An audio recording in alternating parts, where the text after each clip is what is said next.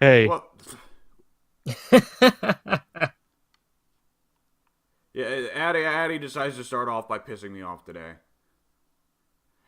Welcome everybody to the Shut Your Mouth Lounge, episode number 70. Oh, you made me forget what fucking episode number we're at, jackass. 78? Is it 78? Yes, it's 78. Okay. Oh, you asshole. Hey, I'm Alex. The guy interrupting me at the beginning is Addy. And the guy who's laughing about me being interrupted is Pink. There you go. There's your introductions. And Addy wants to start us off on some memes, because it's Addy. Oh, what the hell was that noise? I dropped my controller on my microphone. Alright, so let's start off with a meme that I made. But it's not a meme, it's a funny picture, but still. That I made. Because there was this whole dry spell where Photoshop decided it didn't like me anymore. And didn't want to work. So, after getting Photoshop back, I decided, you know what? I have all of those cat pictures from way back when when I posted when I sent all of those cat pictures during the podcast. So why don't I go and look at what I can do with one of them? Just tell me when you want the timestamp, man. Put it up. Put it up. Shoot. I'm trying now. There we go. So there's a cat picture that I made. Still better than the Habsburgs. Yeah. I love Banana Cat. All right. You know what? You could probably replace a Habsburg in a portrait with a fucking picture of Grumpy Cat, because didn't Grumpy Cat have an underbite too? Yeah. Yeah. All right. You want another timestamp? Sure. All right. Shoot.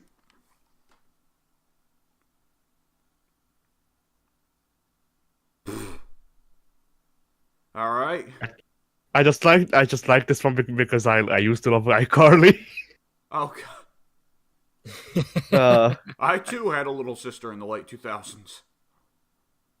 I didn't have a little sister, but I was young, and YouTube was still new in Hungary. So yeah. Yeah.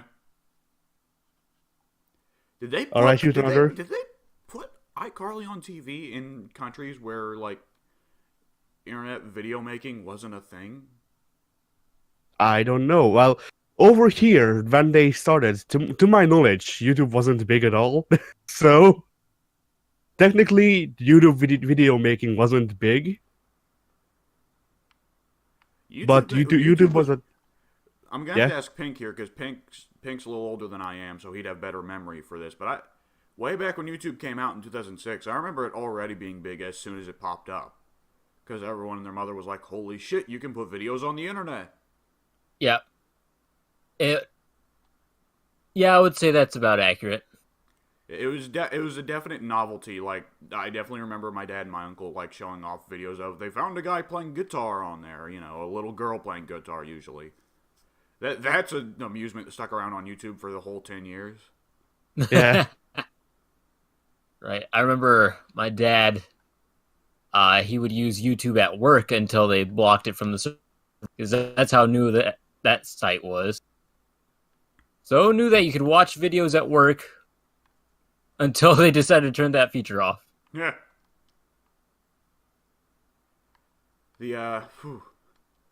One thing I remember from those early days of YouTube, you remember the people would make fucking. Oh, I have a strong feeling Addy's gonna dive on this, but you remember when people would like basically just make music videos, like unofficial music videos, and it'd be of shit like their favorite cartoon character or something, but then it'd have an ultra edgy song playing in the background. AMVs, you mean? Yes. Those are still a thing. They are. AMVs are still a thing, but I haven't followed them since 2008. So I can't tell you what they're about now. Probably the same shit. Yeah, probably the same shit. I mean, hey, my anime idea is an AMV, so. I think the only thing that has changed, I bet you, is just that there's a lot more Marvel characters now. Right. No, I feel like with AMVs, the big difference would be that instead of edgy songs now it would be freaking Bad Guy or whatever that shitty song is, the meme song. Oh, I'm thinking 21 Savage, probably. No, it's a girl. No, no, I mean, like, it would Oh, probably be you a mean as lot. songs? Yeah, Yeah. yeah. Oh, man, we're back to playing GTA 5 during the podcast, by the way, and I just got a delightful pop-up of your arch enemy, Addy the Hero, is in the session. Well, yeah. I mean, I feel like in 30 years this will be true for half of Europe. Nah. But yeah. Speaking of which, put up a timestamp. You think Napoleon was bad. Hang on. Yeah, this meme actually somehow fits into both the AMV and the hated by Europe part. Or hated by the world, I suppose.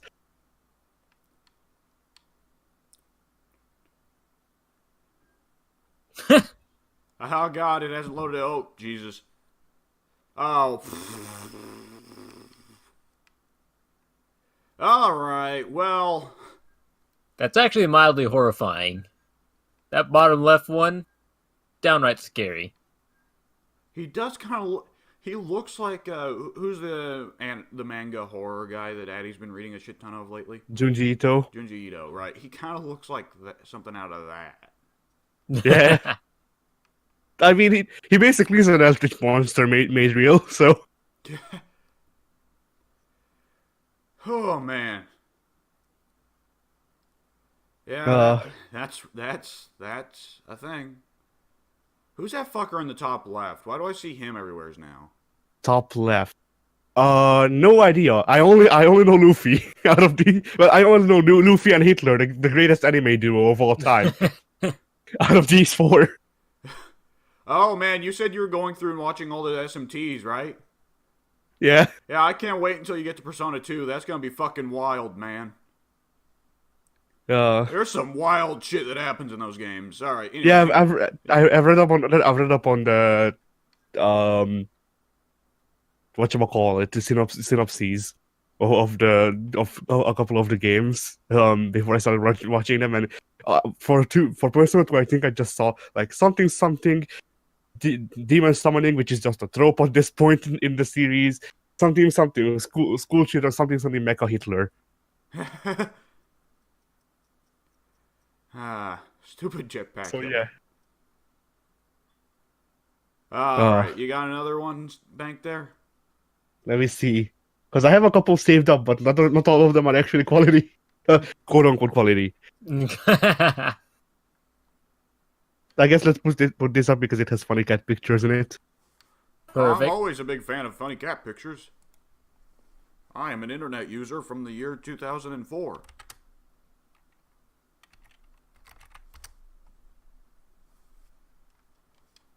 All right, there you go. Oh, that. Okay, the third panel's actually kind of neat. I'll say that. I gotta say though, for history memes, I'm getting kind of sick of the so and so when the trees start speaking so and so meme. It's a little overdone. Yeah. Right. Even I've seen that one before. I haven't seen the Chinese government variation. No, neither have I. But the first two. And when I've seen something from a meme, you know it's old. Yeah. Well, the most common one, it probably is. It's a little weird. This one, Germans when the snow starts speaking Russian. Like, I associate that meme more with like guerrilla warfare. So the one I've always seen was Russians when the snow starts speaking. Russians when the trees start speaking Finnish. Right. And then I think this one it actually includes the person that originally made the post, because their title was vital for it, and they deserve the shout out. Well, I don't know if they deserve the shout out, but yeah, they get a shout out. They deserve the shout out from this channel that has 2 subscribers. Yeah. So yeah, put all the timestamp up, and I think that's it. All right. By the way, do we want to hop into some races? Sure. 10 minutes exactly. That's kind of funny.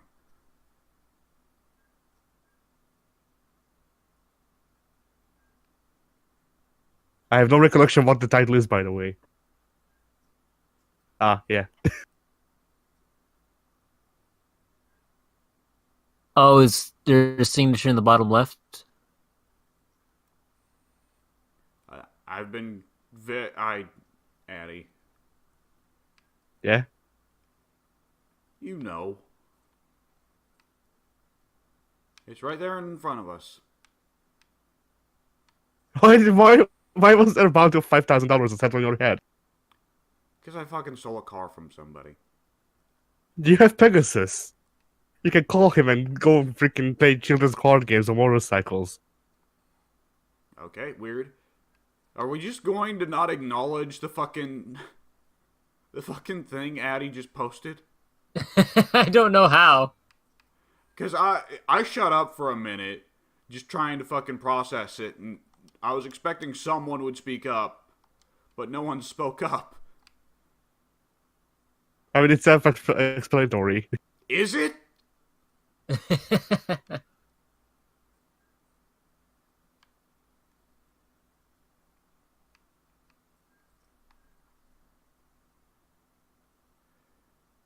Uh, All right, so topics. yeah, we have topics. I just can't. I can't. That fucking. All right. Yeah.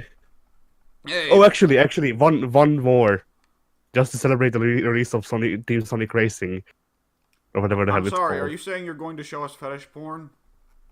No. Well, it's a He's sort of trying to fetish show us porn. what's in the box. It's a sort of fetish porn, but it's not the banned on YouTube kind of fetish porn. Oh, did you say more? Yeah, one more picture.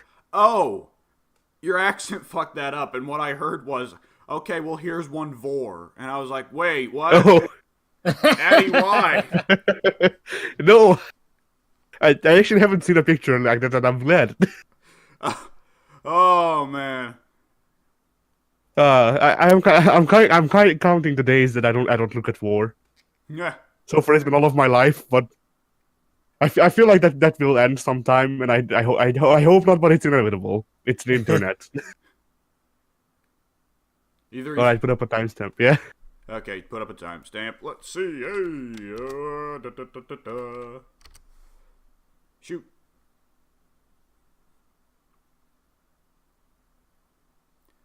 You know, every time I say shoot for a timestamp, I always fucking think. Thank You think of God. what? Shadow doing a fucking service to the community. Yeah. So yeah, I feel like that's fitting with the recent release of Team Sonic Racing. Oh, man. You remember that part of Sonic Dream Collection where Yeah, I remember Big. he was the Death Stranding monster? Yeah, I was about to say, yeah, I remember Death Stranding. But yeah, actually the reason I think I don't hate Big as much as other people, and I don't actually know if I hate Big at all. But the thing is, my first thing of meeting Big was, bless you, Bless you. Here comes another. Okay, it's passing. Oh. Was an online cartoon made by people, and it was about the frog telling him that he's basically following Froggy around so much that he's pretty much up his ass with a graph. So yeah, that was the first time I saw Big. I didn't know that he was a Sonic character before. I didn't know if he was a Sonic character after. And then I never played the Sonic games that he was in. So okay, that's a lie. I played Sonic Heroes, but I didn't play through it. So The only point I would forgive Big the Cat on is the fact that he's voiced by John St. John. and he's not back for the Sonic Racing. I understand. John St. John has actually been quite vocal about the fact that he hates Big the Cat as much as the community does. Could you imagine that? Hating your fucking paycheck? Oh, I'm just imagining Big the Cat saying Duke Nukem lines. Balls of steel. I have balls. Okay, well, internet ate that phrase. I don't know what you said, but the internet ate it. I did a really bad big impression. Froggy. Yeah. I have balls of steel, Froggy. Uh, Big the cat picks up steroids. Snickety snacks. We need to make a Duke Nukem Big the Cat mod. No, we don't. Okay, which would you prefer? Replace Big Duke... take a Duke Nukem game and replace him with Big the Cat, or take a Sonic game and replace Big with Duke Nukem. But either way, the gameplay doesn't change. It's still Duke Nukem just fucking going fishing. Or alternatively, Big Cat mowing down hordes of aliens. But which would you prefer? I'd prefer Big the Cat taking the place of Duke Nukem. Yeah. Personally, I'm more of a fan of Duke Nukem's fishing bonanza, honestly. But the thing is, I'm imagining it so it's Big the Cat shooting aliens, but instead of bullets, he shoots freaking fishing poles out of his guns or something.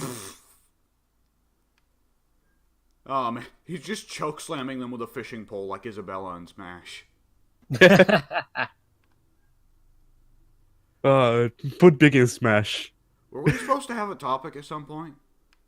No. Okay. This is the Continue the cat discussion. Yeah, this is the Structure of Mount Lounge circa 2015. We don't have topics. Yeah. It just wanders wherever the fuck we take it. I almost feel like that's just what we should do for episode 100 or something. Yeah. I have no topics whatsoever. We'll just call it Shut Your Mouth Lounge Classic. put in a freaking Coca-Cola sticker, original taste. Throw in some recordings of Iadil's fucking background noise. Yeah. Oh, man. I mean, if nothing else, I think I still have a recording of Ted's wife talking in the background. I don't have it on the PC, but I remember that he requested that I cut it out specifically for him, so... Yeah, as opposed to cutting it out because it didn't fit with the quality. Yeah. I mean, I cut it out from the finished video. The finished video was still shit, mind you, but, you know... Oh! It was Cards Against Humanity. Was I there for that? I don't think you were. I think I actually missed all the times you recorded Cards Against Humanity. Remember when I used to miss videos?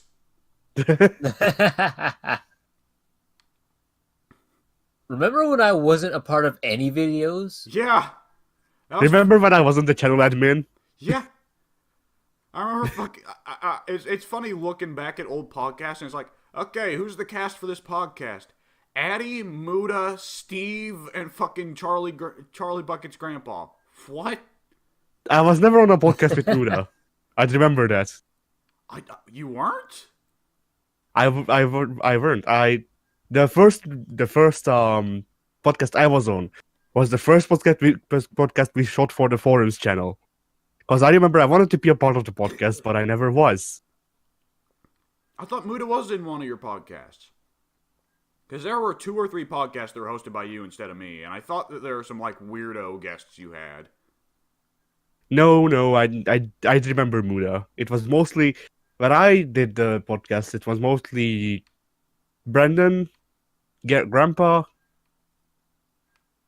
Iodil, and me, and that's about it. Huh. That's all I remember. I think we might have had Ted at one point as well, because I was there for Ted. I remember that. I remember you were losing your shit over the fact that the Hidden Blade in Assassin's Creed Odyssey would be a spear. Yeah. No, before then. Oh, then Ted was on 2 episodes? Ted was on like 3. Oh! Okay, I was only there for one of them. Huh. How about that? Wonder where he went. He's somewhere out there. Yeah, probably. They're out there. The fact that he hasn't come For back in any way and he didn't indicate he was even going to leave, to me implies like almost like fucking Gandalf ask a wizard. A wizard is never late, nor is he ever early. Like, he just decided his work here was done, and he left. Oh, man. But yeah, so for episode 100, we'll need to round up all of the people who appeared the freaking podcast before, Well, fucking and then good just luck with that. and no, I don't mean that in voice. I mean just have a where are they now at the end. Okay, well, a couple of them I can just say, oh, Rachel, fucking banned. Yeah, We haven't seen her in a fucking century. Pink, yeah, yeah. how are you? I fell off the course. How many times a Pink was still behind me? There was this, that construction area Did you, at the turn? dude? You can hold Y to respawn. I didn't remember how to respawn. I was stuck there for like 5 minutes. Super on topic. God, Yeah. it's a good thing Addy started us off with meme hours, though we just spend fucking. We're at 21 minutes now of wandering. I mean, hey, maybe this will actually get us views. I doubt it, but murder stuff. That first video got 100 fucking views. We were doing something right. To be Which honest, first video? the very first podcast. Oh. So yeah, we just need to stop talking about topics. No topics allowed. To be fair, that first video came out in 2014, 2015, before YouTube started deliberately, fixing the fucking algorithm so that obscure videos don't appear at all. Yeah. I mean, my review that came out in 2016 has 1,000 views. So Jesus. yeah. Turns out a lot of people like Sengoku Basara. And also apparently I'm the Sengoku Basara / Assassin's Creed niche reviewer now. Maybe. the joint niche reviewer. That sounds like a fucking dream for you. Because like my three most viewed freaking videos. So the first Sengoku Basara's review, Yukimura Dan's review, the freaking teaser that I made spoofing on Inception for the Assassin's Creed Brotherhood review. Those are my three most watched reviews. And then I think my top 5 is from these 3 is just all Assassin's Creed videos. So well, Assassin's Creed videos and the review I did on World Super Police, because people are like, I never heard of this game, and then they see that it's shit. Yeah. World Super we'll have to record World Super Police for the freaking channel, because that game is just so much quality. Even I know that the voice acting sucks, and I don't usually notice that shit. and the game has slowed down during general gameplay. So quality. Yep, there we go. Quality. It's also an anime game, so that as well. Yeah, there we go. Right, topics.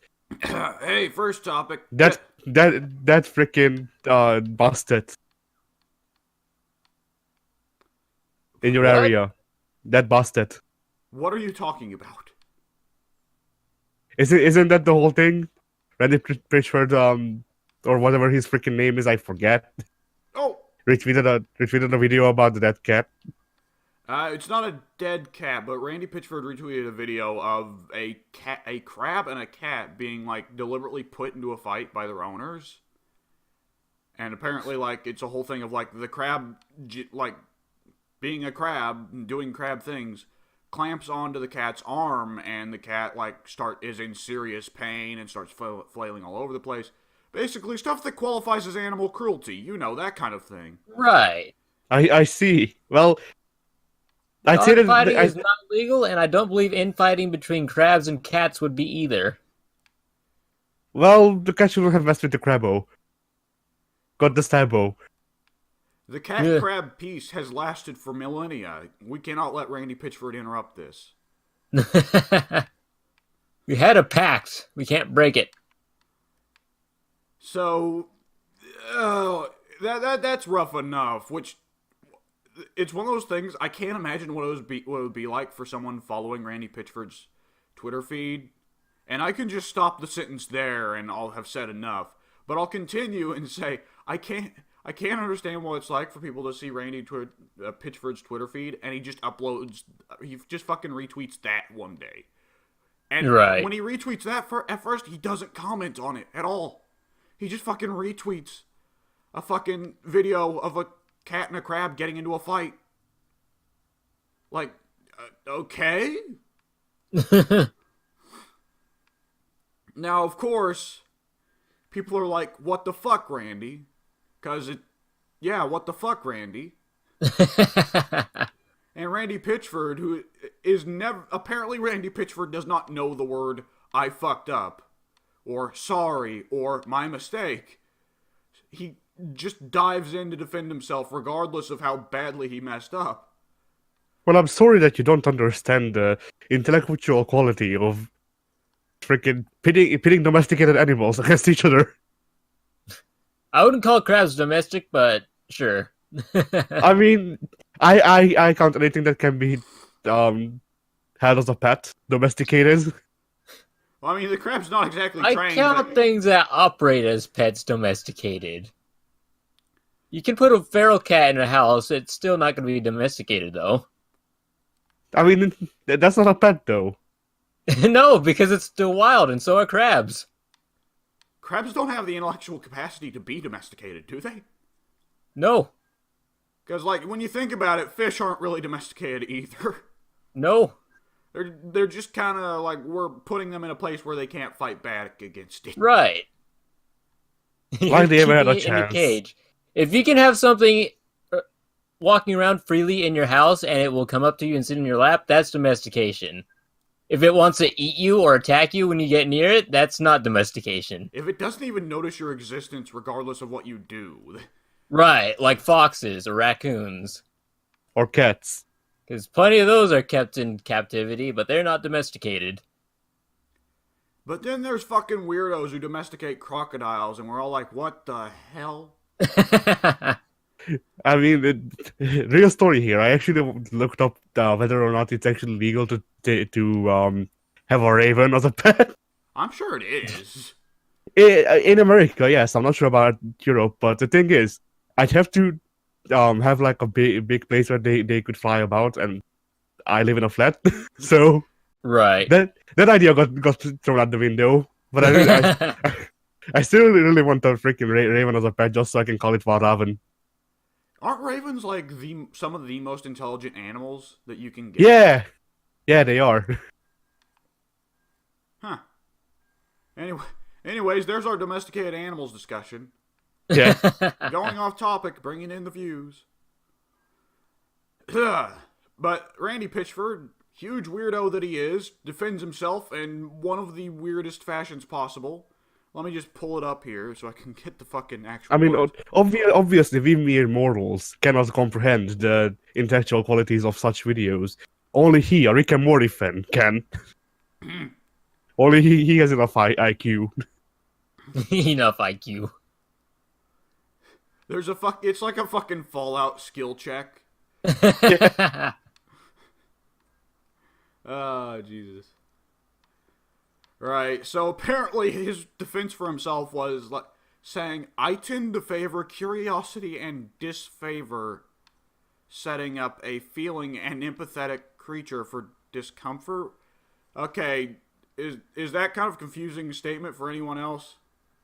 I was certainly It is. confused.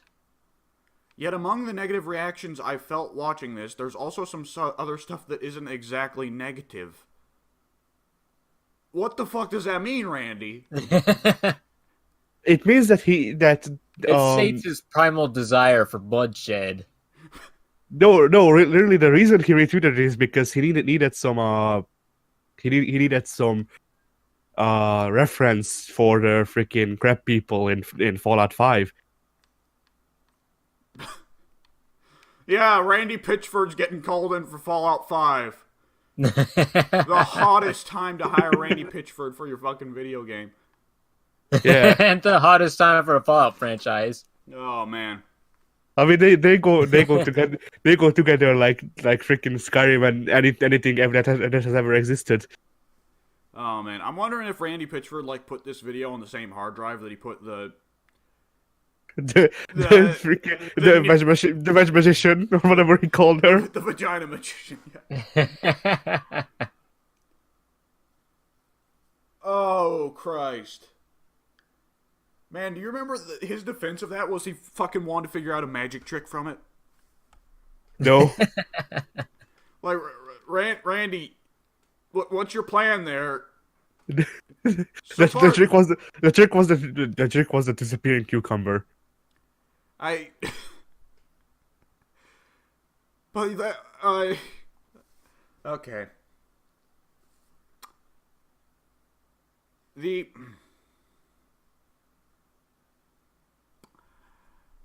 There's guys help. There are words. They exist. There are no words. I mean, you can't deny the existence of words. Whether or not there are usable words for this. I'm an existentialist. Words don't exist. They're a human concept. Words are a social construct. Oh, man.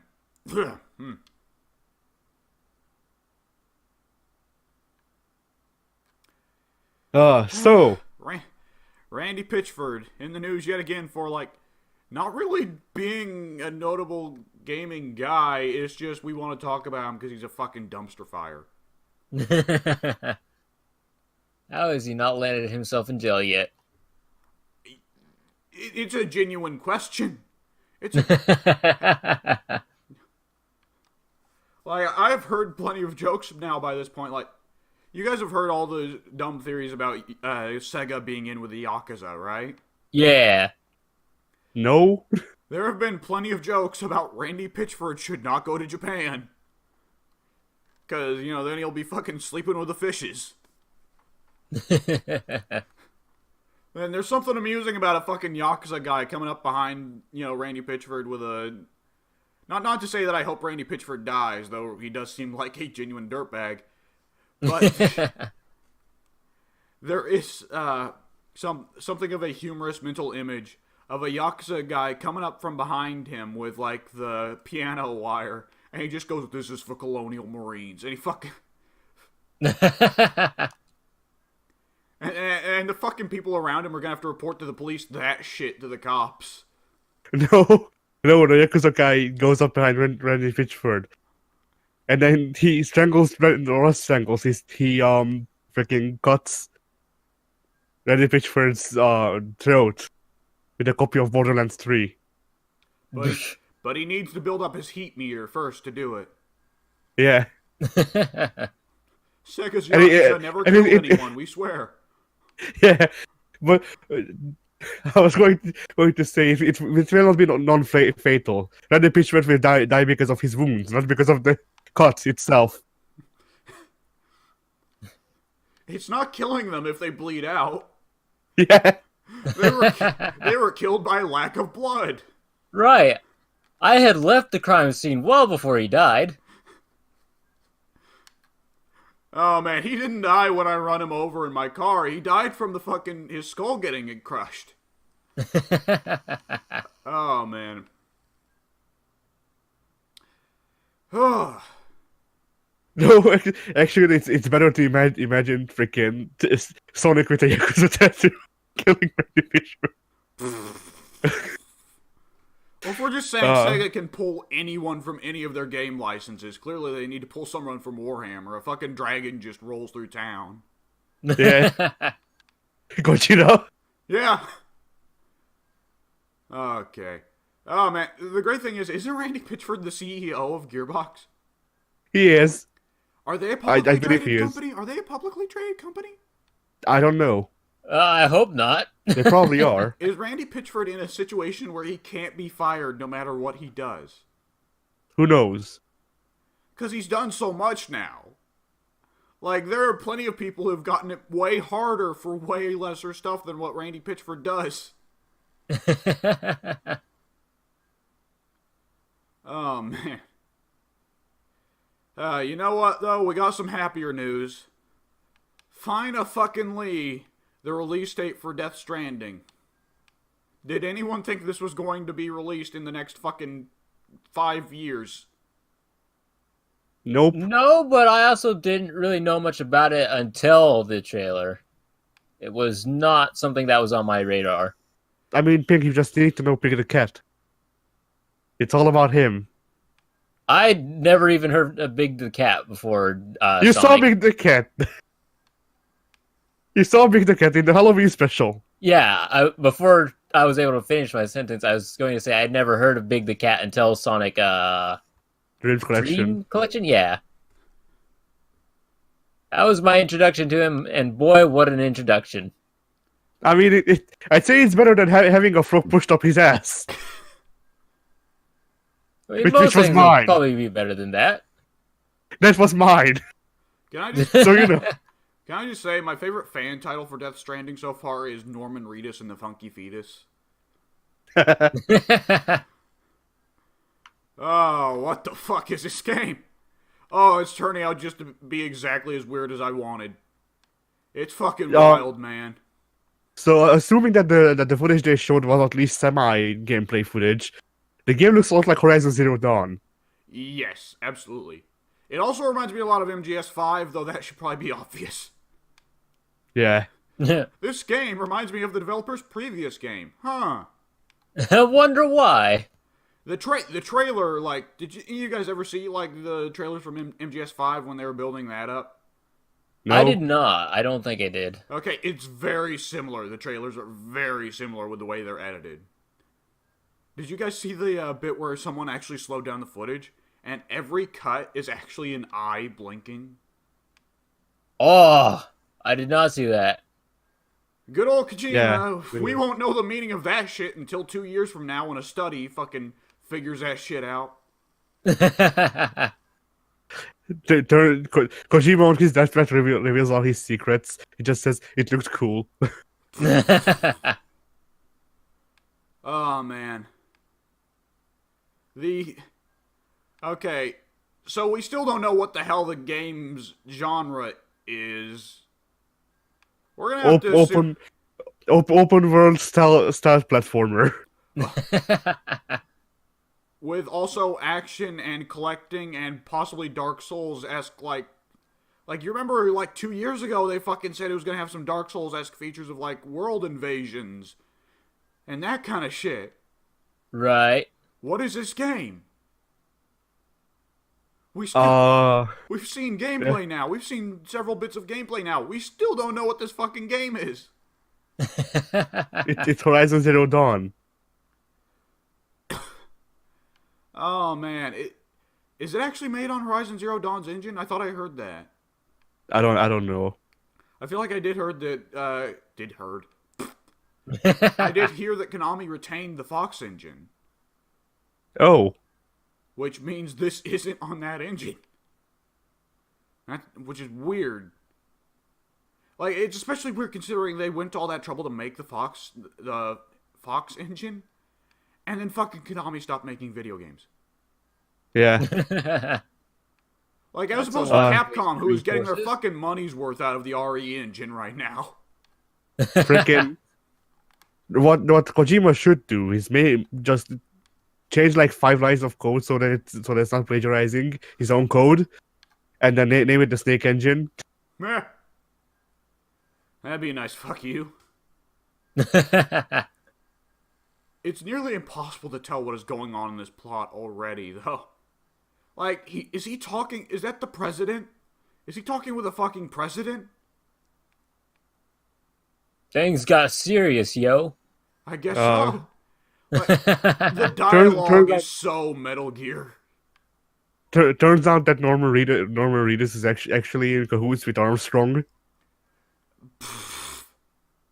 You know, Neil Armstrong? No. Nano Machines Armstrong. Oh, Jesus. The cast is nuts. Like, for one thing, it's fucking freaky, looking at how close we're getting to people, you know? Right. Yeah. Actually, just going off topic a bit, I actually don't get the Uncanny Valley because a lot of people call close to lifelike images and video on to be in the Uncanny Valley, and I don't get it. I don't feel anything. I don't get the Uncanny Valley, at least here, but it's just weird that we're getting this close, you know? Right. Yeah. Which I say that fully aware that there are people who are playing PS2 games and it's like, weird, we're getting this close. So I'm prepared in 10 years to have my ass blown out on that statement, but... In 10 years, you will be Norman Reedus. Oh my god. There are already game devs that are trying. Have you seen how bad it is in like NBA 2K16 or whatever when people put The what? You cut out. Have you seen how bad it is when like in NBA 2K16 or whatever game it was they tried making it where you could take a picture of yourself and put it on the player? Yeah. Oh, dude, that started way back when with the PS2 with iToy camera. Right, and they did it for Rainbow Six Vegas as well. Oh man, remember Rainbow Six existing before Siege? I don't. But yeah, what was I going to say? I forget. So yeah, there you go. All right, thanks. That Thank you. that, Sir. that is the good quality content that you subscribe to the Forum of Solitude for. Hey man, the closer we get to Loosey Goosey, the more views we seem to get. So hey, Yeah. this fucking cast is weird though. Guillermo del Toro and Nicholas Winding Refn are both here, which I probably mispronounced Mr. Refn's name because it's Nordic and fuck that. But like, those guys are both directors with almost no acting credits to their name. Like it's fucking Hellboy and Drive here. You know what? You know who Kojima needs to get? Who? The guy who made Spy Kids. The guy who made Spike, Robert Rodriguez. Yeah. Apparently he's moved on to better things, working with James fucking Cameron on Alita Battle Angel, right? Right. Is it not weird that movie came out?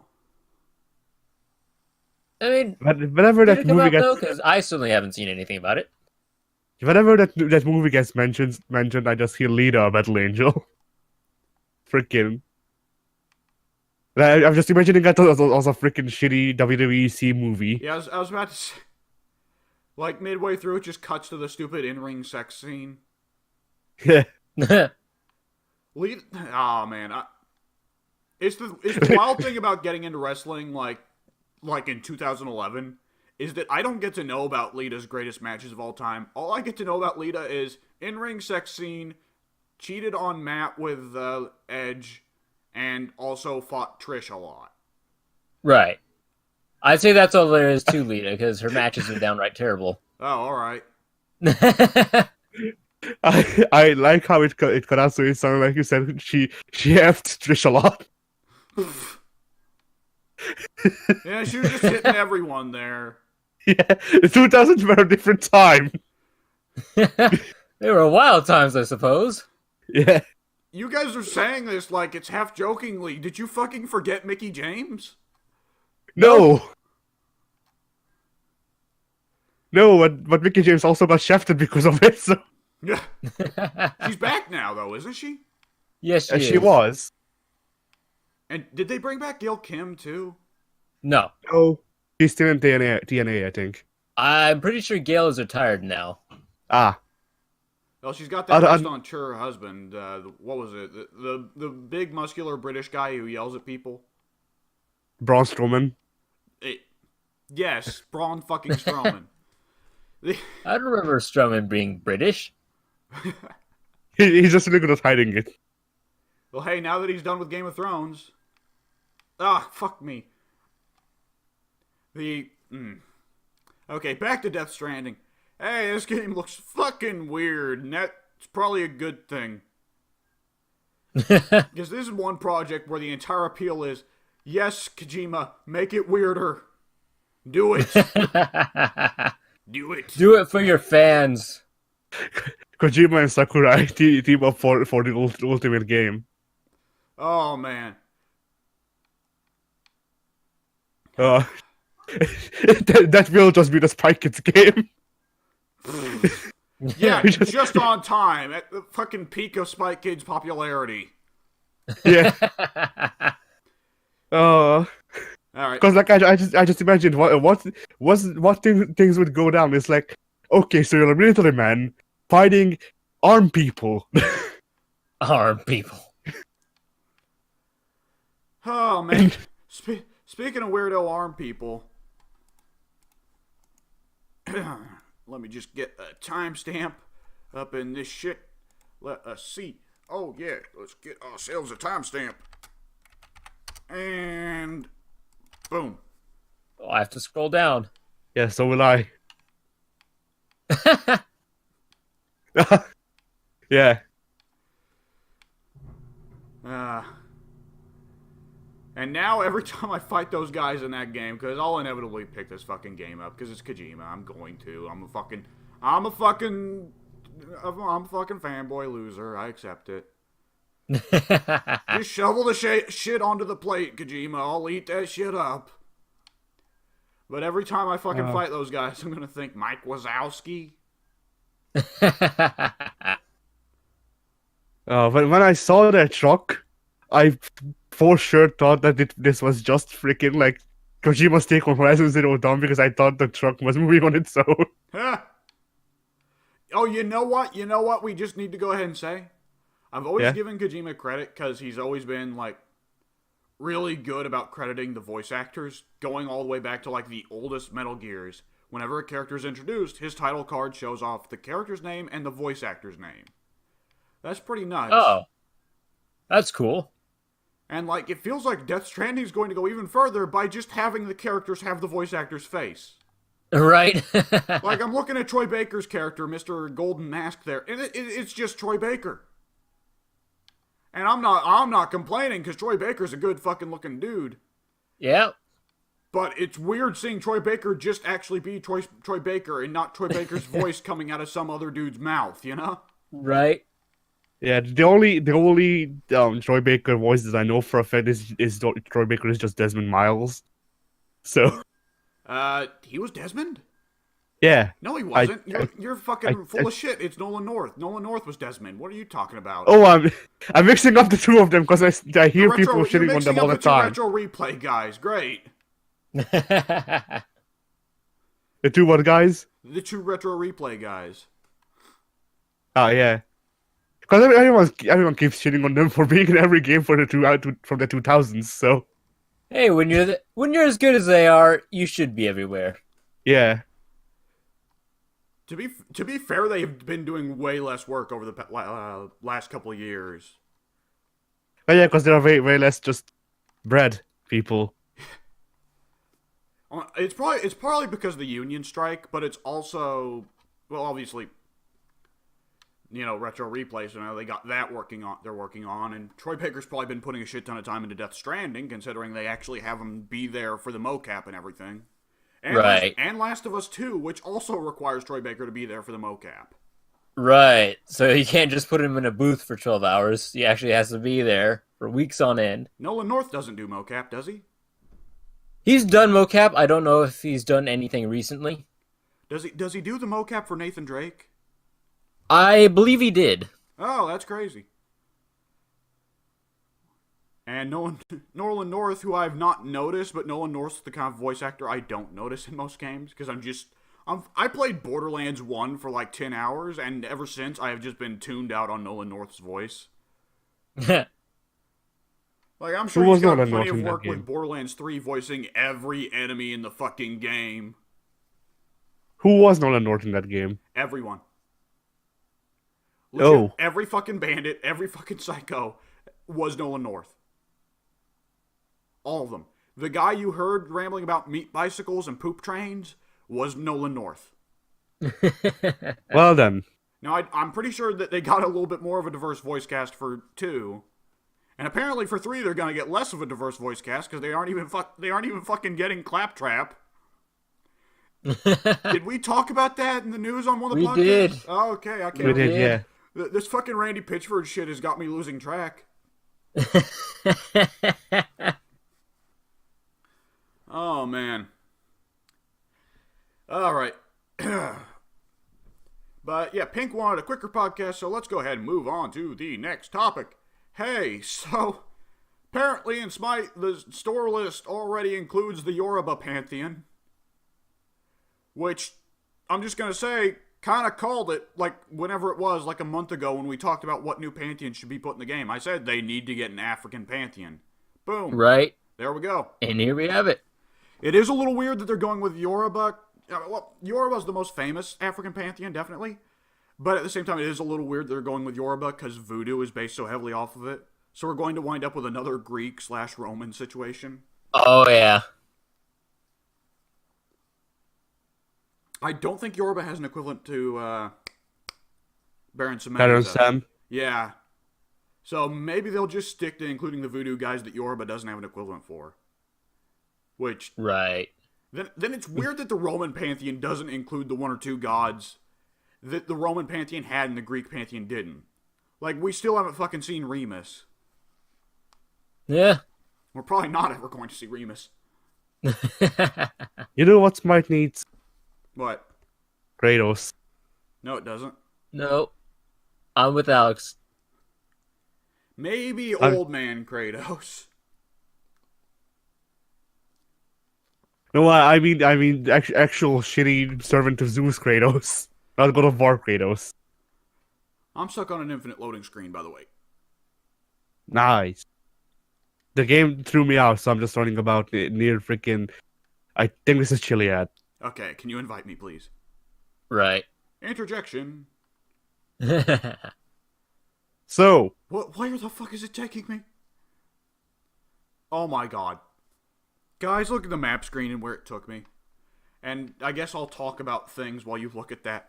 But, yeah, this is a fairly exciting one. This is hitting one of the pantheons. Oh, Jesus. Okay, I got kicked. But the thing fucking put me on an island. alright, give me a second, I'll invite you back. But the Yoruba Pantheon, it's a lesser known one, so I think it's pretty fun that they're going with some of the lesser known pantheons now. Right. I can dig it. I'm excited for the Yoruba? Yeah. I had to Google that because I didn't know what it was. I'm sorry, your internet ate that. Pink? Pink? Pink! I'm on an island too. Alright, hey. Addy, But is yeah. there anyone you can think of that you're excited from the Yoruba Pantheon? I didn't know it existed. Okay, thanks. I feel like the Yoruba Pantheon will just end up being the same as the Slavic one and the Voodoo one, where they just have one character and that's it. There is a decent chance that'll happen. Like, the Slavic one, they're going to have Baba Yaga for the Slavic Pantheon at some point. They have to have Baba Yaga. They can't just not have Baba Yaga. Yeah. And there's gotta be multiple from the Yoruba Pantheon. Is that chick who eats people with her vagina, is she part of the Yoruba Pantheon? That sounds Japanese. Hey, look, it's a new Bakasura. That sounds badass. It's a new Bakasura, but rather than eating minions with the chest mouth, she just eats them with the vagina mouth. Because it's the Neil Gaiman TV series that's on right now, American Gods, right? Yeah. That is a character. I distinctly remember hearing about her and a couple others. And also that gif of the fucking Viking that gets shot with 1,000,000 arrows. You guys seen that gif? I have not. I've got to assume it's based on that one Viking guy who's rumored to have fought like 100 Englishmen and then got killed by them freaking cutting off his balls. Yeah. The source of his power. Yeah. Oh man, it is a weird. Why are there like? Aren't they working on a Sandman movie right now? Yeah. I want to say yes. And there's an American Gods TV series running. There's a Good Omens TV series running. So Neil Gaiman adaptations just everywhere. He's raking in those loyalties. Yeah. Good for him. He's a great author. Yeah. But yeah, Yoruba pantheon. Hopefully they get more than one god. I mean, they gotta include Maui for the Polynesian pantheon too, don't they? They have Yeah. to. He was in the movie. They need to get the freaking crab. I'd like to see, like, kind of what they've been starting to do more recently is introduce two gods either back to back in quick succession or at the same time, like they just did with Osiris and Set. Set and Horus, actually. Yeah, Horus, not Osiris. My bad. Because that way, if they do introduce another new pantheon, you've got two gods representing that pantheon right off the bat, instead of having one sit there for months on end, all alone. Yeah, I mean the Egyptian pantheon just needed more gods. God knows. Yeah. It was lacking in characters. Well, the thing was that the Egyptian pantheon still was missing two of its biggest gods. Right. So True. we can complain about them, like, having enough already, but at the same time, they were missing vital ones. Yeah.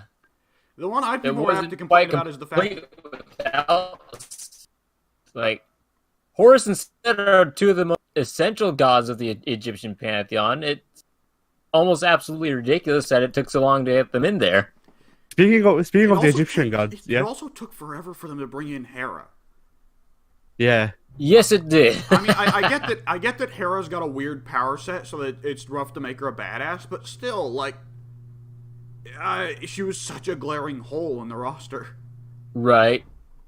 I feel like the thing that they messed up is that they made the Norse pantheon the stand switching pantheon, because it would fit a lot more with the Egyptian pantheon, in my opinion. Just because now I'm Ra, now I'm Amun-Ra, now I'm freaking Atem.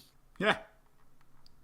You know what, Addy, you shouldn't be so pissed that they brought in Set and Horus. You should be pissed that the Arthurian fucking pantheon was the first of the new pantheons to get two.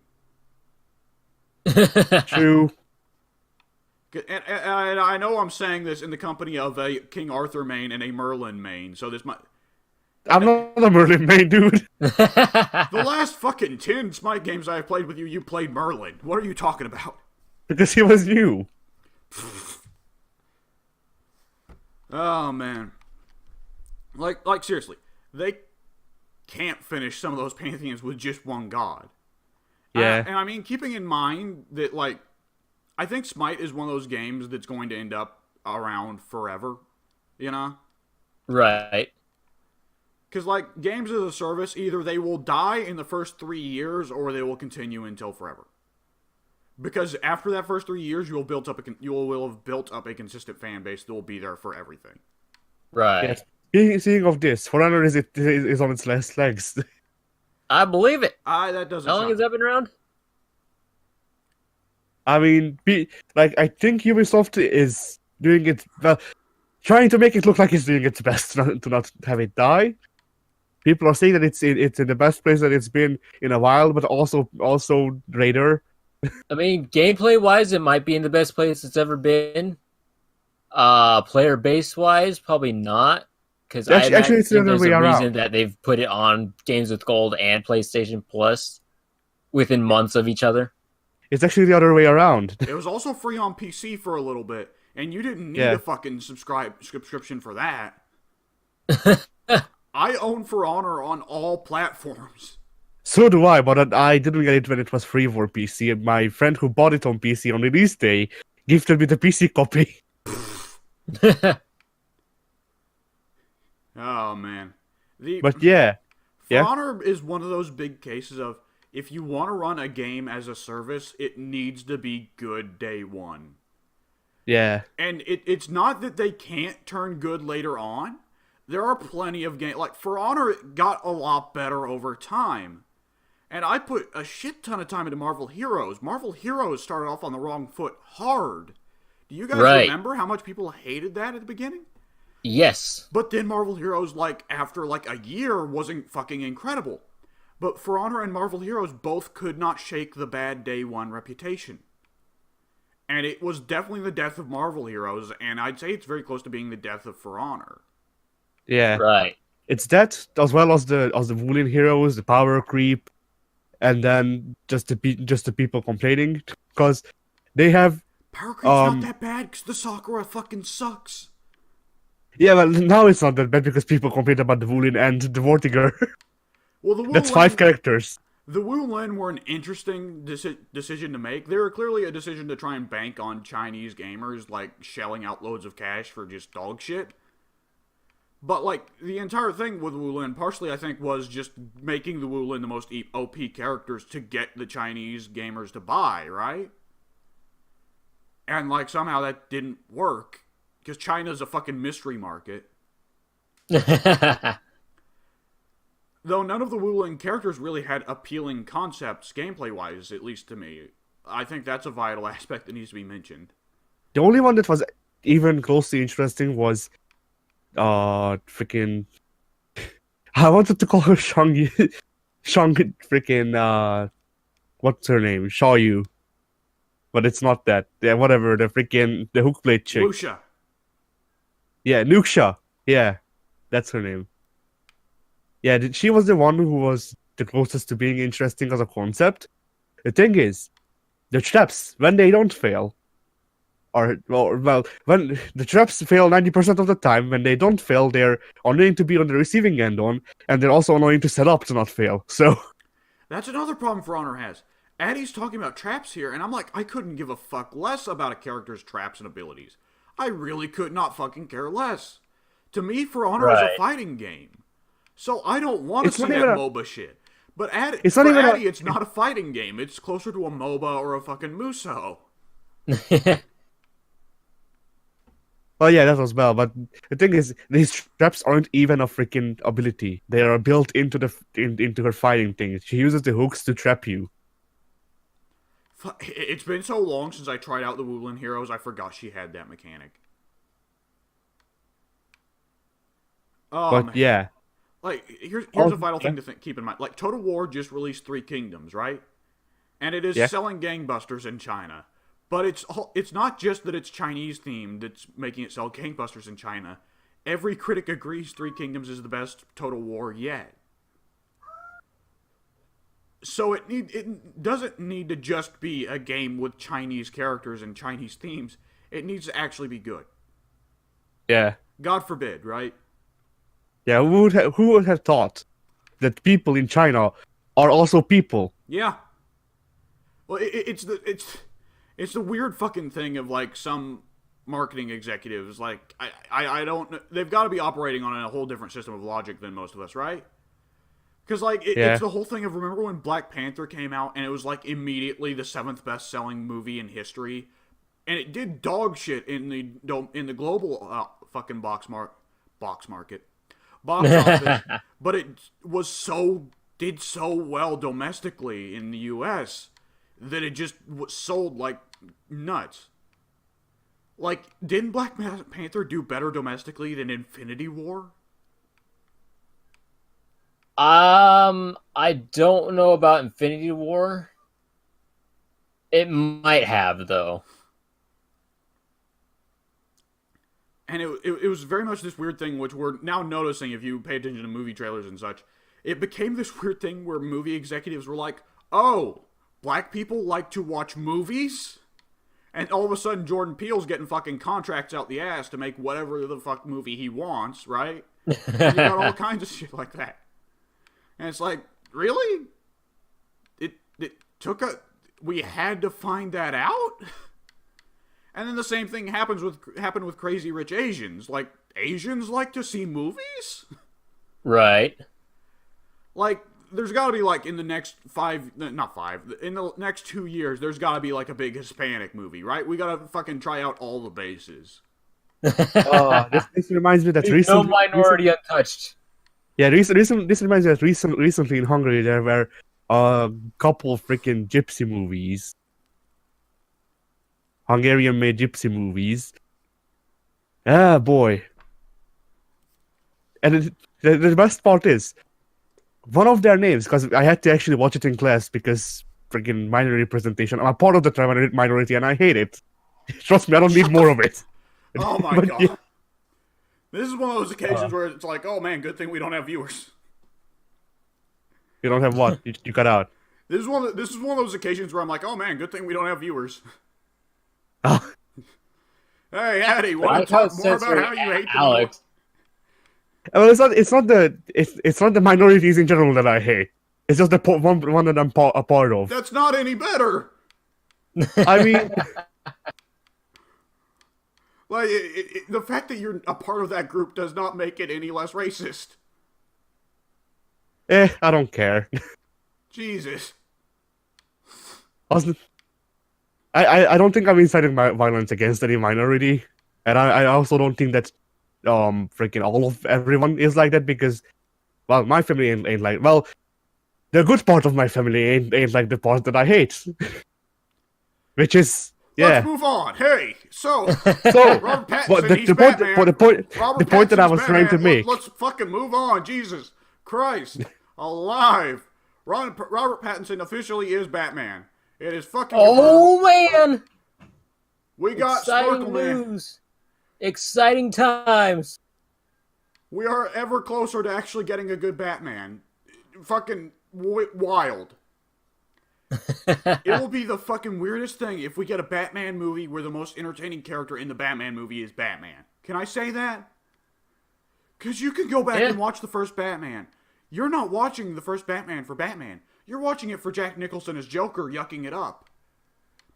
You can fucking watch Batman forever. You're not watching it for Val Kilmer as Batman. You're watching it for fucking Jim Carrey as Riddler.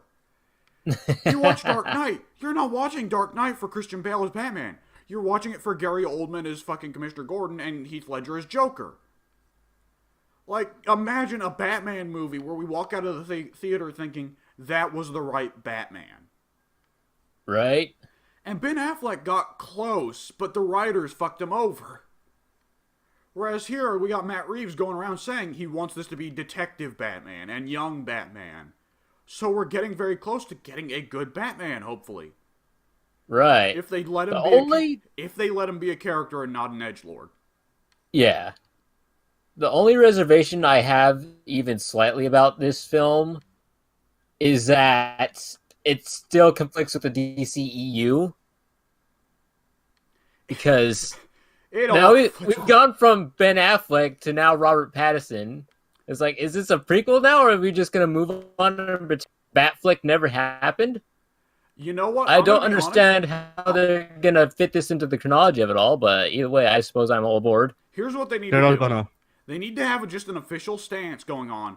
Marvel will have the very tight canon. We're going back to the fucking 80s here. Marvel will have the tight canon where you know everything. You know, it's the Jim Starlin canon. Right. And then DC will be like, fuck it, whatever goes. Which is what they did in the Until 80s. we get to the Infinite Crisis, anything goes. Please, God, let us not get to Infinite Crisis. Man, we saw enough Superboy Prime rage when it was fucking new. And like, this is someone that mildly appreciates Superboy Prime as being an obnoxious fanboy character. You know? Right. Superboy Prime is in the same category as Sentry for me. Where, like, everybody hated him because he was an obnoxious fucking character who was a blatant, like, cannot be stopped, the writers love him, but the fans hate him character. And I mildly appreciated him. So, I was like, okay. Let's just get him out of here so I don't have to listen to people go back and forth on him anymore. Because when was the last time Superboy Prime did anything in the comics? Really? I don't know. Because the last time Sentry did anything that I heard of was that he was one of the Four Horsemen. Oh, really? I don't even remember that. Yeah, when Apocalypse came back, he was the new War, and he had amnesia and couldn't remember any of that, like, Civil War or Siege shit. Which is probably for the better. Or else fucking Hercules will have to kill him again. Man, it is too convenient that they deliberately had, like, late 2000s, everyone's favorite character was Hercules. Late 2000s, everyone's most hated character was Sentry. Hercules kills Sentry. The writers knew what they were doing in that scene. Poor Hercules. When will he get a movie? He's allegedly supposed to be in the Eternals movie. Oh! Okay, well, the Eternals movie will no longer be an Eternals movie for me. It will just be a Hercules movie. Hercules featuring the Eternals. Matter of fact, get rid of the Eternals, replace them with Amadeus Cho, just make it a Hercules Hercules. Hercules and That's an Amadeus Cho movie. I will fucking go watch it. So will I. Just make it a Deadpool-style comedy, though. Maybe not R-rated, just stick it with PG-13, but just make it a fucking comedy movie following Hercules and Amadeus Cho. And there's actual serious shit going on in the background, but it's Hercules and Amadeus yucking it up in the foreground. Right. And Hercules is still Arnold Schwarzenegger. Oh man, I'd pay good money to see that. So yeah, Robert Pattinson is Batman. We've expressed our hype towards this before. Addy expressed his cynicism towards the concept before. I'd imagine our opinions haven't really changed. Addy, you still think Robert Pattinson as Batman is stupid? Eh. You know what's the interesting thing here? The possibility of Robert Pattinson re-entering the mainstream. Yeah. That is weird.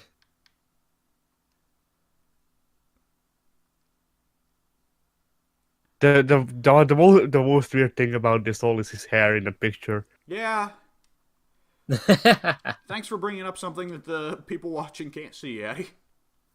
You're welcome. All right. Hey, here's some news that I'm curious whether it's making Addy pissed or really happy. So, Mortal Kombat 11, they finally revealed the gameplay for Shang Tsung as well as the first couple characters of the combat pack. And guess what? Shang Tsung, his gimmick is he can swap into the ninjas that aren't there. Including Ermac. So, Addy, are you happy about this or are you fucking pissed? I'm pissed. Well, I'm not really pissed because on one hand I like the gimmick overall, and I also like the move that he did before the fatality in the video. On the other hand, I got shafted, and so I won't have to buy the game. Well, the thing is, So you knew Ermac wasn't going to be in the DLC. The leak very much was not in his favor. yeah. Also, the fact that he gets brutally fucking murdered in the crypt. So I should be pissed, but I don't care at this point. The thing is, he gets Ermac's best move. Like, that is straight up just the go-to Ermac move. The good one, you know? Yeah. I don't know. Will MK11 at least be like a on-sale purchase for you? Nah. Really? Yeah, you because I genuinely will not play the game if Ermac is not there. It's not just that Ermac is not, but Mortal Kombat for me is the B or the C series. So unless something real big sale goes on, or if I'm interested in what they changed or all that, unless something like that goes on, I don't buy it. Which is why the last game before X I owned was freaking Armageddon. One of the worst ones. Yeah. But I don't feel like I need to keep up with Mortal Kombat anymore. I did that with the first 3 games. Then 4 came out. And then it sure did. Yeah. Then 4 came out and I didn't get that one, though I did play it at least once. Then freaking the PS2 games I got before I played 4, I think. So yeah, and then after all that, X was my first game in 5 years. I don't freaking know the bloody release difference and when I got the games difference. X was a pretty good one. I would say X to me, X is the worst of the reboot trilogy, but that's not really bad. Because, it's just got the unfortunate competition of 9 and 11 both being fucking incredible. But then again, I'm a little biased. X is very much focused on being aggressive and rush down and mix-ups and big combo, do the big combo. Whereas 11 is very neutral heavy, very, trying to control your spacing and all that. And 9 is a little bit of both. With that said, Shang Tsung looks fucking incredible in this trailer. So, first of all, he actually I'm kind of surprised, kind of not, that he gets to genuinely copy the other player. I was almost kind of expecting that would be really complex to do with the variation system. I mean, you played Shinnok at some point, right, Addy? Yeah. You remember how Shinnok could steal people's moves, but he'd only steal one? Yeah. Yeah. And it was really awkward for, like, Kenshi, because Kenshi only had one special move that was universal between his variations. Every other special move changed entirely. By the way, did you ever try that out, the Shinnok move steal on Baraicho? Oh, Moracho, no. I don't remember if I did. Guess what fucking move he steals from Baraicho? The fart. Yep, of course. Oh man, they were very close to making Baraicho a good character, and then they didn't. But anyways, yeah, Shang Tsung has, of course, several special moves where he transforms into the past ninjas that didn't get into the game: Rain, Smoke, Reptile, and Ermac. And that very much is the same school as Triborg. Do you notice that? Like we can't put in the ninjas, but we'll fucking put them in somewhat. Because there's people just lose their shit for Mortal Kombat ninjas. In fact, like, Addy, aren't you one of the people that very much is, like, in favor of just a Mortal Kombat game? Aren't you one of the people who's very much in favor of a Mortal Kombat game that is just, oops, all ninjas? I mean, I guess I am. The characters I like to play most are the ninjas, but then only 1/3 of my mains are ninjas, so... Well, 1/4 now, actually, but still. You can count Aaron Black as a ninja. He's got the mask. I didn't originally count him. Yeah. And, like, my three mains throughout the series are Kano, Baraka, and Ermac, so... Only 1/3 of those are ninjas. Yeah. Well, you were 2 for 3 in MKX, but it's still 2 for 3 in MK11. Yeah. And you're 3 for 3 in MK9, which you also haven't played. Yeah. Well, MK9 I haven't played because... One, it's not backwards compatible with the Xbox One, and two, I don't have freaking PlayStation. Well, they don't have PlayStation now in Hungary, so you know, any chance I could have of playing that game is none. Yeah, PlayStation Now's kind of a train wreck still. Oh man, all right, but yeah, Shang Tsung's moveset looks really fucking cool, and I'm happy to see him back. As someone who mained Shang Tsung in MK9, my boy has returned. And he looks like he just has MK9 Shang Tsung's moveset, outside of the addition of the ninja moves and the Soul Steel command grab, so looks fucking radical. The combat pack they end on showing off, they officially directly fucking confirm Nightwolf, Sindel, and Spawn, which means the leaks were true. And the other guest characters are Joker, Ash, and Terminator. And that's fucking weird. Like, I can't get over how weird it would be if Joker is actually in there, you know? and again, I just need to repeat for Pink. Once Joker comes out, somebody will make a video of everyone doing their fatalities on Joker. So just saying, it'll be out there. Have you always wanted to see Joker get his skin ripped off? I don't know, but now that you mention it. Well, come to think of it, he kind of did that to himself, didn't he? Yep. Oh, man. And that fucking fatality. Like, Pink, you didn't watch the Shang Tsung trailer, right? Nope. Okay, well, Addie's not here, so I'm just going to go ahead and say, that fatality is, like, one of the top 10. Just for the series as a whole, that is an all-time great fatality. It's everything you want. It's fucking brutal, it's fucking cool, and it's a delightful send-up to the classic Mortal Kombat games. And I really wish Addy was here so that he could join in the nerddom on this, because it's a very good Mortal Kombat 2 reference. Was it 2 that Shang Tsung had that fatality? Fuck. Kintaro! I like Goro better than Kintaro, but fucking, that's a great fatality. I don't. I like I like the fluffy cat over the bald cat. Yeah. They never explain that shit. Why Kentaro is a weird furry tiger man and Goro is just a sumo man with 4 arms. Kintaro was a furry tiger man because he just wanted to be. I guess so. But is that not like one of the top 10 all-time great fatalities for the series as a whole? I don't remember most of them, dude, but sure. That fatality is fucking fantastic. Was it 2 or 3 where Shang Tsung had the Kentaro fatality? I don't know. Back when I played the first 3 games, I didn't know how to input fatalities, so... Alright. Just to provide Pink a little thing in. So way back in like Mortal Kombat 2 and 3, Shang Tsung, one of his classic fatalities was he would turn into the sub-boss, Kentaro, and punch the opponent so hard their torso exploded, right? Okay. Well, here in Mortal Kombat 11, he gets a fatality where he rips a soul out of his ass because he's Shang Tsung, fucking souls all over the place, chucks it, throws it at the opponent so hard it bursts into their chest cavity, and then Kentaro forms inside the opponent.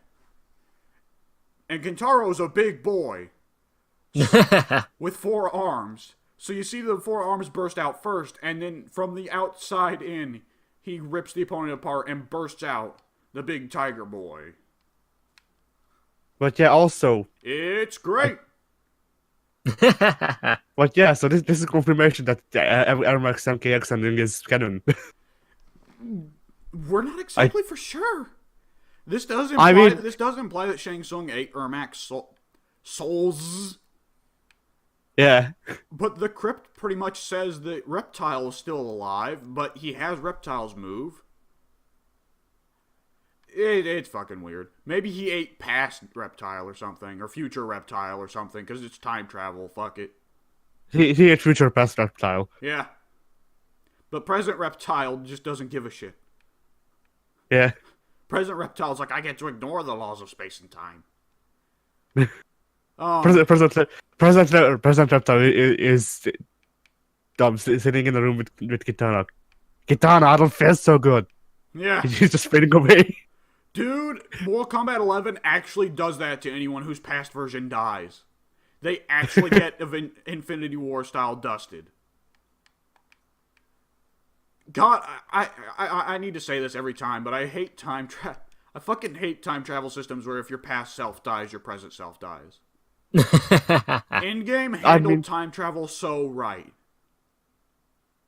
I mean, it depends, because with a linear time, it makes sense that you would disappear. With a non-linear time, it makes sense that you wouldn't, because then you going back in time would just make another universe. Right, but with like the linear timeline, it just doesn't make sense. It makes my fucking head hurt.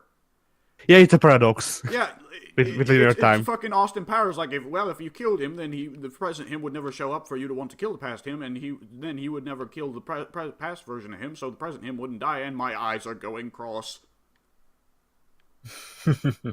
I'm just gonna fucking say that. That's gonna be my keyword for I hate time travel. My eyes are going cross. So what you're saying is that you don't want to make the FOS time travel movie. No. No, that'd be worse. I don't want to fucking go find Past Me. Past Me was an asshole. He was a fucking wet dish rag of a person. Like, I think the only one of us here who would be happy meeting his past self is Pink. Because, like, yeah. Pink is the most static of the 3 of us. Pink, you lack character development. Yeah. I'm just a comic relief. Your arc is boring. I feel like if I were to meet my past self, I would also end up shanking myself. Well, you better hope that it's not a fucking linear timeline then. Yeah. You just stab yourself in the gut and you're like, oh, fuck. First, no. No, you try to kill your past self by stabbing your present self in the gut, and you're like, wait, that's not how it works. No. What goes down?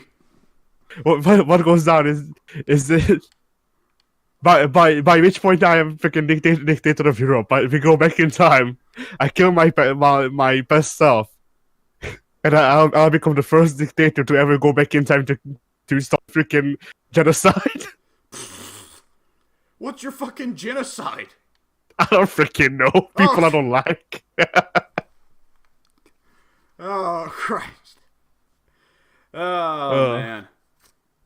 Oh, should we not all be in the same session so it'll at least spawn missions for us? We're supposed to be in the same session. Oh, You never sent me an invite. I did. I was stuck on the fucking race start menu for like 10 minutes, and I was like, oh, Addy must not be pressing start, and I just I just fucking left. For those 10 minutes, I was sending Pink an invite, and apparently never reached him. Okay, let's just stick around. Let's just stick around in the common lobby for a little bit. All right. Let's go ahead and move on the topics because I think Pink's waiting. Someone's waiting on Pink. Yeah. All right. So, what's going up on the channel, Addy? It is. It is. Let me check, because I forgot, even though I set it up like half an hour before we started. So what is going up is... Drum roll. Pomp and circumstance. Do you expect me to like? Do you expect me to fucking beatbox that shit? Like, No, I'm... Yeah, beatbox. Right. Oh man, you guys never got to play Left 4 Dead modded. Yeah. Anytime I hear pomp and circumstance, I just fucking think of the tank Randy Savage fucking chasing me down and punching me in the ass. Oh, more games need mods that add Randy Savage. Bloody hell. Okay, so... Okay, there we go. I found it, because apparently set it... You know, it being private, when you set it to be timed, apparently it's not private enough for YouTube anymore. So, what's going up is, on Monday, people will see the first part of Silent Hill 2. Doo-doo. Yeah, we've been trying to make that work for a while, and we finally got it to work. Oh, Just in time for us to actually announce it in Sengoku Basara. Yeah. It actually kind of works out. Yeah. So that. And then, on freaking Friday, people will see Monster Hunter World, the failed series. Yeah. Yes. Where we flail at monsters and don't really have much fun.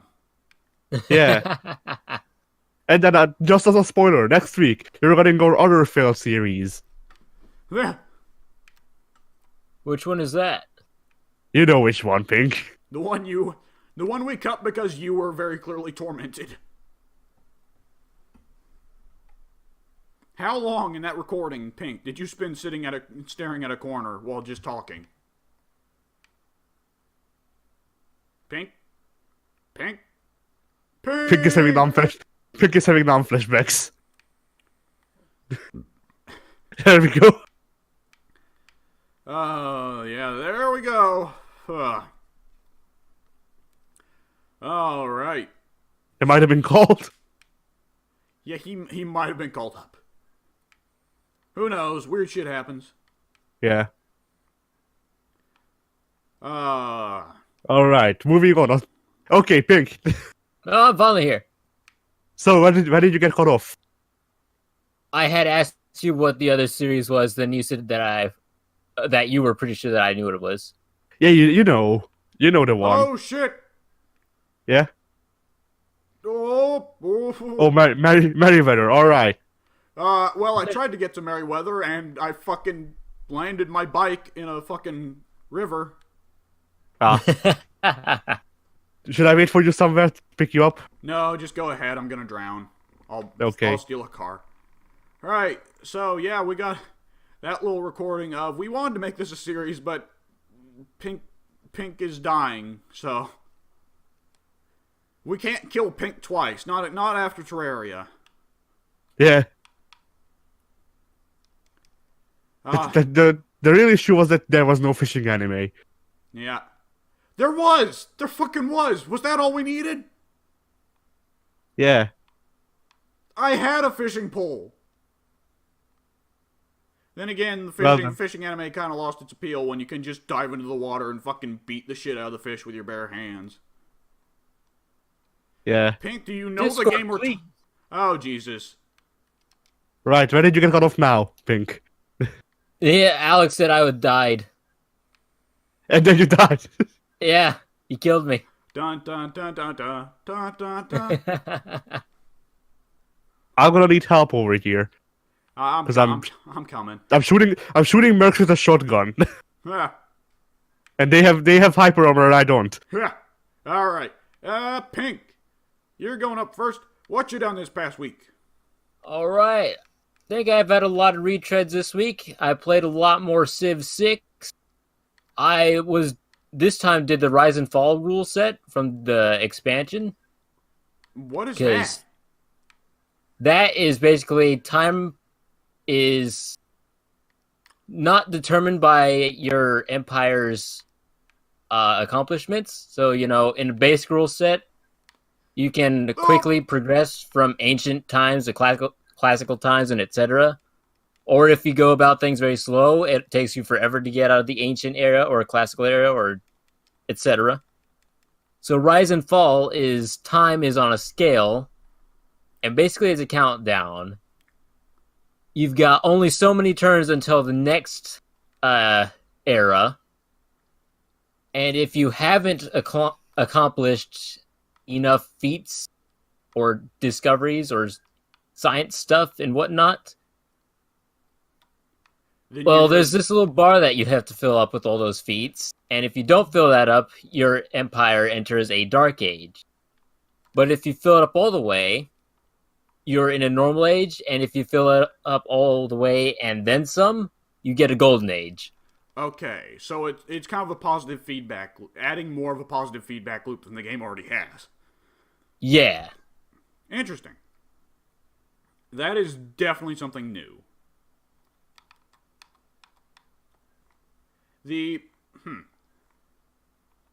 And again, Civ 6 is your first Civ game, right? Yes. Okay, what civilization do you play? For this one, the Rise and Fall expansion that I've been doing, I've been playing as, I believe it's Norway. Okay. The Vikings. Do they get a unique Viking unit? They get a unique Viking unit that is a, what do they call it? I suppose sea unit? Ocean unit? I don't know what the proper term would be, because you can't exactly start off in the seas, because you have to research that. Naval unit, that's what it's called. And it's a gigantic whale that you call upon. If only. I call upon the powers of Cthulhu. Oh, man. There were some Civilization games that allowed some goofy shit like that, but I can't remember exactly what.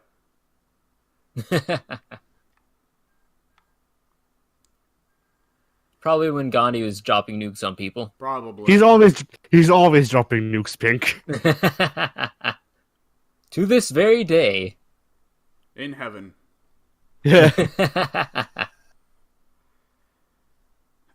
So, I can't think of really much to ask of a person who... Alright, what do you prioritize? Money, culture, science, or military? Money, because money can get me a military. And if I ever need to wipe someone out there, I have it. I always go with science. And a little bit of culture. Right. I've been money and culture.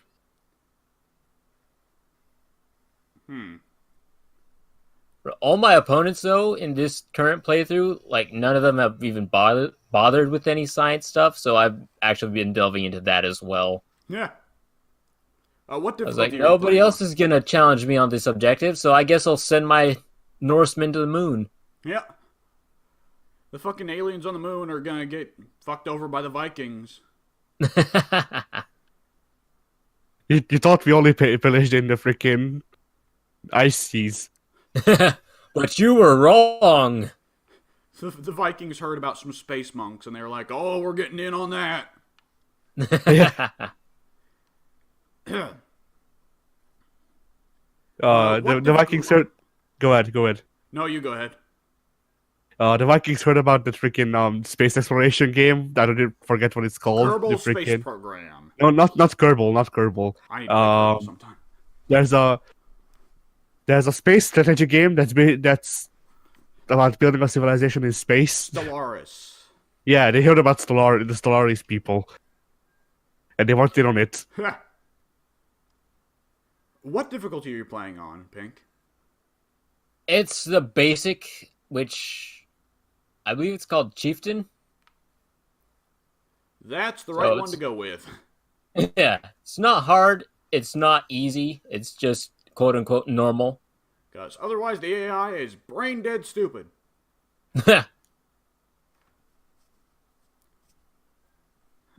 Alright. Now I forget, is Civ 6 one of the civs that actually allows you to, like, each civilization has different leaders? Yes. Okay, because that was a thing Civ 5 very much skipped out on, where every civilization only had the one leader, and that's all you could take. Which was a bit of a downgrade from Civ 4, where where every faction had at least 2, and some factions had 3 leaders you could pick from. Ah, yeah. They probably skipped on some of those as well. They're doing this similar thing because I'm pretty sure Greek and Rome have 2, but some only have 1 as well. So it's probably more like 5 than 4 in that respect. Huh. Greece gets 2. Who do they go with other than Alexander the Great? Alexander actually isn't even representing Greece. He's representing Macedon. So, Oh, they separated Greek and Macedon. That's weird. yeah. But who are Greece's 2 leaders? It's Gorgo and, what's the other one? Am I crazy? Pericles. Yes, Pericles. Is it actually? Yes, it is. Oh boy. I'm not gonna lie, I know so little about Greek history, I thought Gorgo was Alexander the Great's mom. I have no idea. You thought Gorgo was what? I thought Gorgo was Alexander the Great's mom. Do I... That last part cut out. It'll never get through. I thought Gorgo was Alexander the Great's mom. That's how bad... Oh, Christ. I am so bad about Greek history, I thought Gorgo was Alexander the Great's mom. Jesus. We got it. Yep. We actually got it that first time you said it. Or not really the first time, but that second to last. Yeah. Oh, I liked it when because it cut out. It sounded like you said. I thought Goro was Alexander the Great. Oh, man. Ugh. that would be an interesting version of history. And then this 4-armed freaking monster showed up. And conquered most of the Eastern Europe and the Middle East. Oh hey, I ranked up now. I'm Ares. Ares! Oh freaking hell. Catch a lad. It's not just that. It looked like she ran you over and then you fell down and then got back up immediately after. There was no recovery animation. All right. Anyway, yeah. So what do you think of Civ so far, Pink? You having a lot of fun? I've really enjoyed it. Why is that car flipped?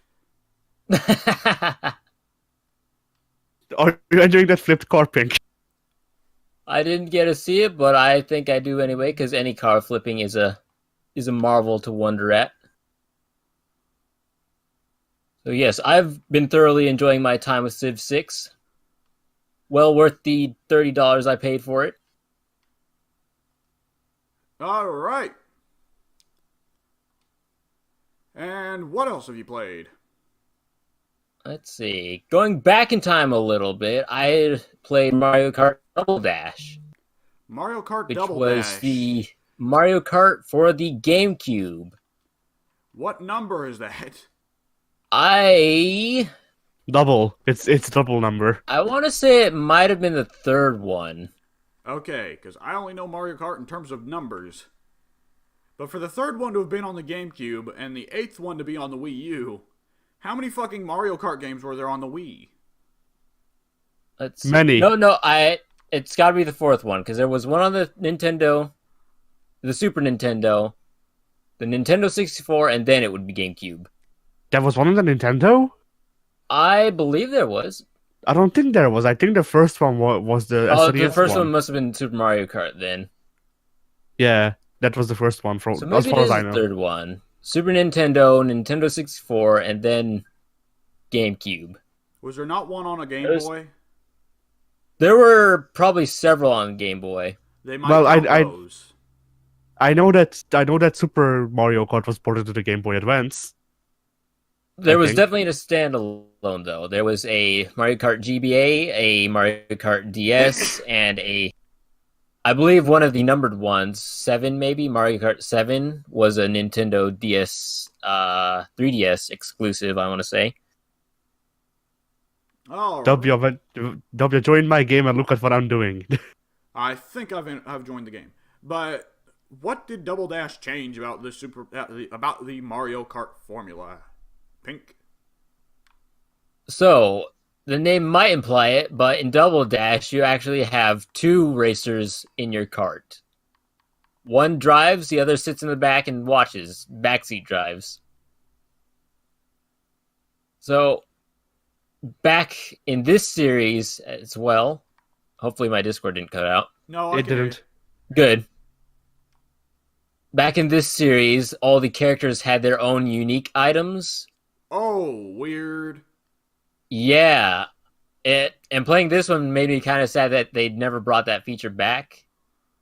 Because maybe it was too unbalanced. Because, There's a Crash game that's virtually identical to this called Crash Tag Team Racing that does pretty much the same thing.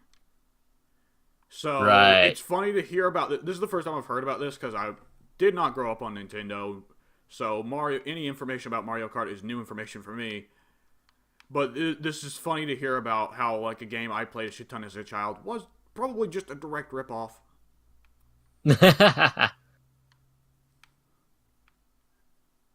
Yeah. So, with the special items, I'm guessing that was removed in later iterations of Mario Kart because some items could be overpowered, like Baby Mario, for example. His special item is he can get a chain chomp.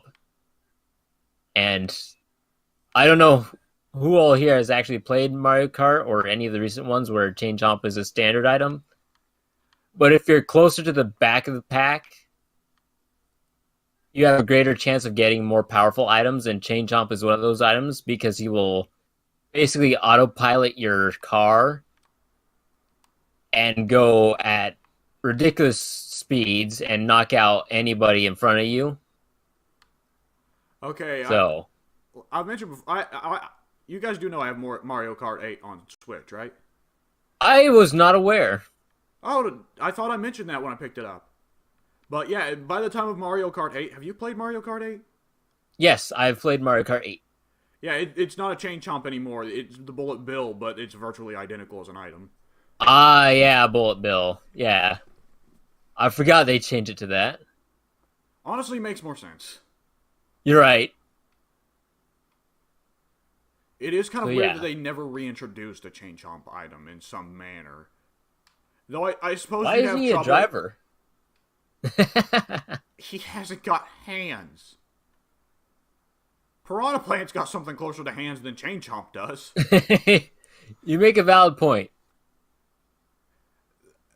I mean, it is weird that they haven't reintroduced a Chain Chomp item, but then when I think about it, like, how would it not be like anything different from either the Bullet Bill or the Piranha Plant that's already in the game? Right. But, are there any weird roster picks in Double Dash?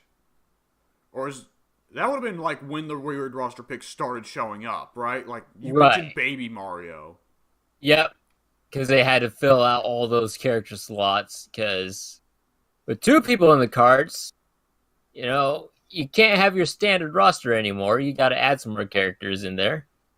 So this is probably Toadette's first appearance ever in a Mario Kart party game. Quote unquote party game. And the Koopas, you got a green Koopa and a red Koopa. That's their only distinction. Oh, they're listed as separate characters? Yeah. Weird. 8, you just pick Koopa, and then it lets you pick the shell color. Yep. But back in Double Dash, we were like, hey, we've got a Koopa in this. Who should we pair him up with? That's an excellent question. Let's give him a Koopa. Yeah. Oh man, they couldn't have done that for Shy Guy, right? Because Shy Guy has like 9 different colors. No, not Shy Guy wasn't in this one. What? How'd they exclude Shy Guy? What's that? How could they exclude Shy Guy? Right? Shy Guy's my boy. I don't think he was added into the Mario Kart until 7. Damn. Yeah. It's crazy. Waluigi? Waluigi's in this one. Okay. It's a sports title, so Waluigi bothered to show up. Yeah.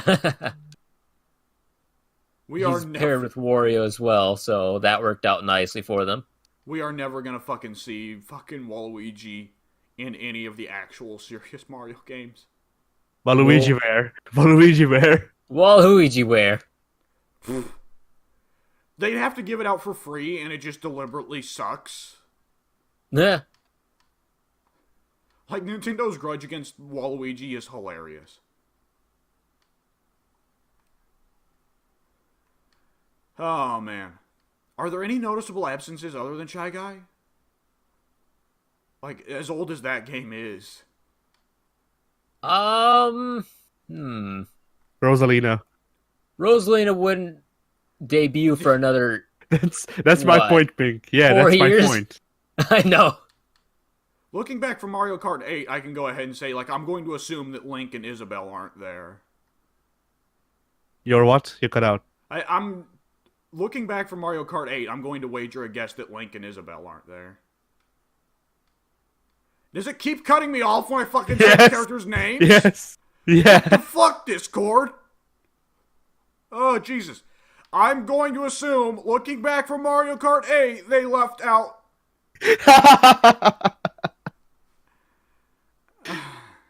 Bloody hell, it's got it off the time as well. Link and Isabelle! Link and Isabelle! Jesus! Yeah. And Pink, I assume, has also died, because he's not saying jack shit. Probably. Christ. Oh, man. I need to blow my nose really badly. But, yeah. I'm going to assume Link and Isabelle are not on the roster.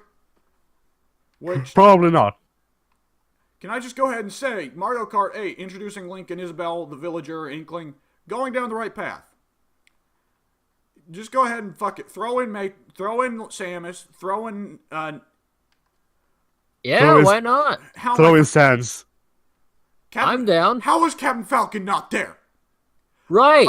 They got his car, but not the actual captain. He doesn't... Of all the fucking Nintendo characters to put in your racing game, why not fucking Captain Falcon? They even put his stage in. He doesn't deserve it. He hasn't been punished enough yet. It must still be the case of fucking Shigeru Miyamoto doesn't want anyone touching Captain Falcon other than him, right? Right. It must be the Stan Lee Silver Surfer thing. That's the only explanation I can come up with. If they came out with a F-Zero game in the modern day, it would just inherently probably sell on the basis of they fucking released a F-Zero game after the year 1999. Right. I'd buy 2 copies just in case. I don't know which version is better, freaking Captain Surfer or Silver Falcon. Captain Surfer. Yeah.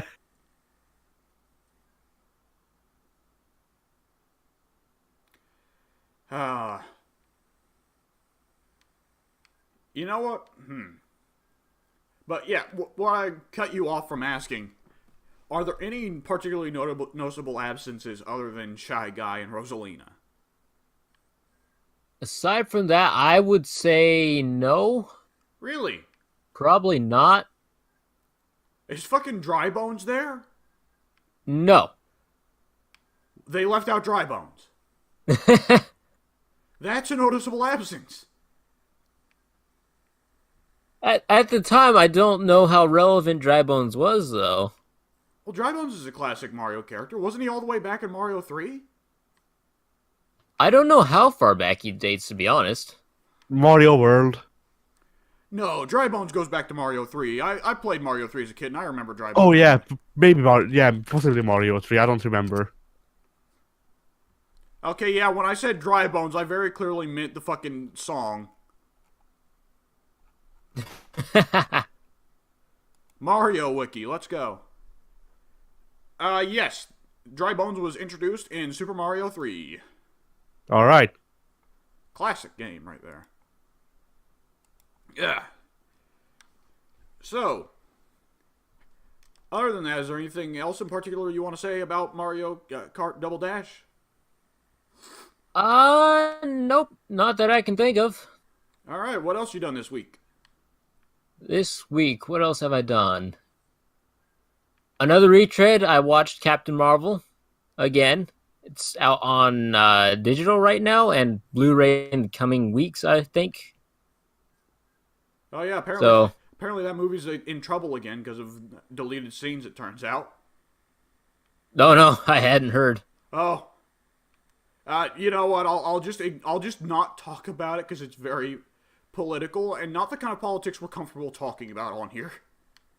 The kind of politics where there is no right answer. Womp womp. There is no answer we can provide that will not result in one of us looking like a dickhead, Right. regardless of which position we take. Right. But I think it also turned out there are deleted scenes from Endgame of her being on Vormir. What? Yeah. Does that mean in the original cut that Captain Marvel is supposed to be more important? But That makes no sense. After all the controversy Brie Larson's went through, did they fucking cut her out of most of the movie? I mean, it's possible, but I don't know how that would work out on Vormir.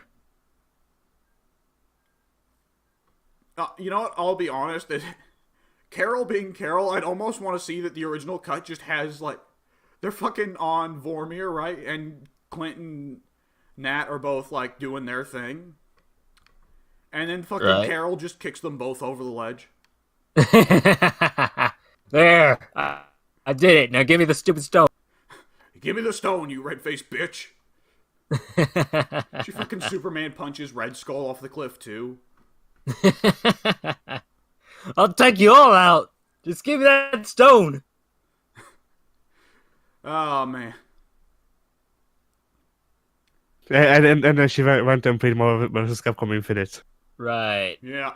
Very interesting stuff there. I'll have to look into that. Oh, man. Every time I play that Marvel Infinite, I'm sad that they don't go with short hair Carol.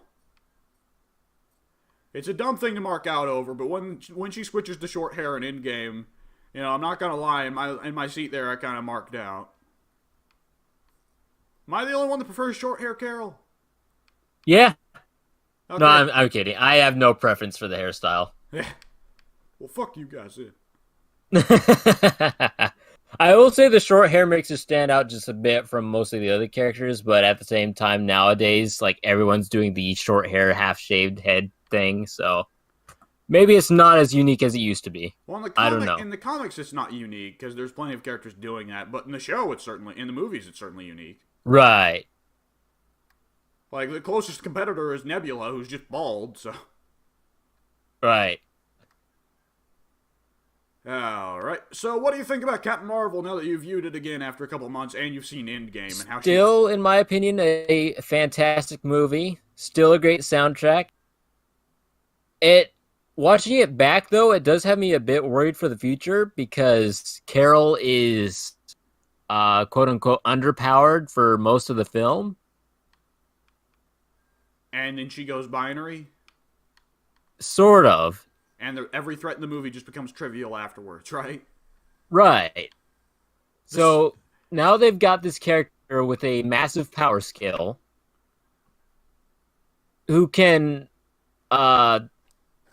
speaking in very cinematic terms, can do a lot more than even Thor can because she can fly on her own will.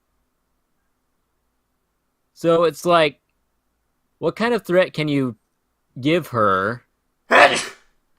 in a you. movie Thank where you. she won't just be shrugging it off as nothing. I mean, there are ways to walk around that. The simplest being, of course, just to throw something even bigger at her. But then that runs into the problem of making the other heroes look kind of trivial in comparison. Right. Then there's the classic Superman thing of make problems that can't be solved with brute force. But the thing is, like, most of the time when Superman has to deal with a problem that can't be solved with brute force, it's either an intellectual problem or a moral problem. And between the two, we've got Right. intellectual problem. Issue there is Carol's not a very smart person. She's kind of a brute, honestly. She has a rough time with anything that can't be solved with violence. And if it's a moral problem, then you run into the issue of, like, the two interpretations of Carol neither fit that. Because, like, either there's modern Carol, who is, like, just generally great at everything and kind of...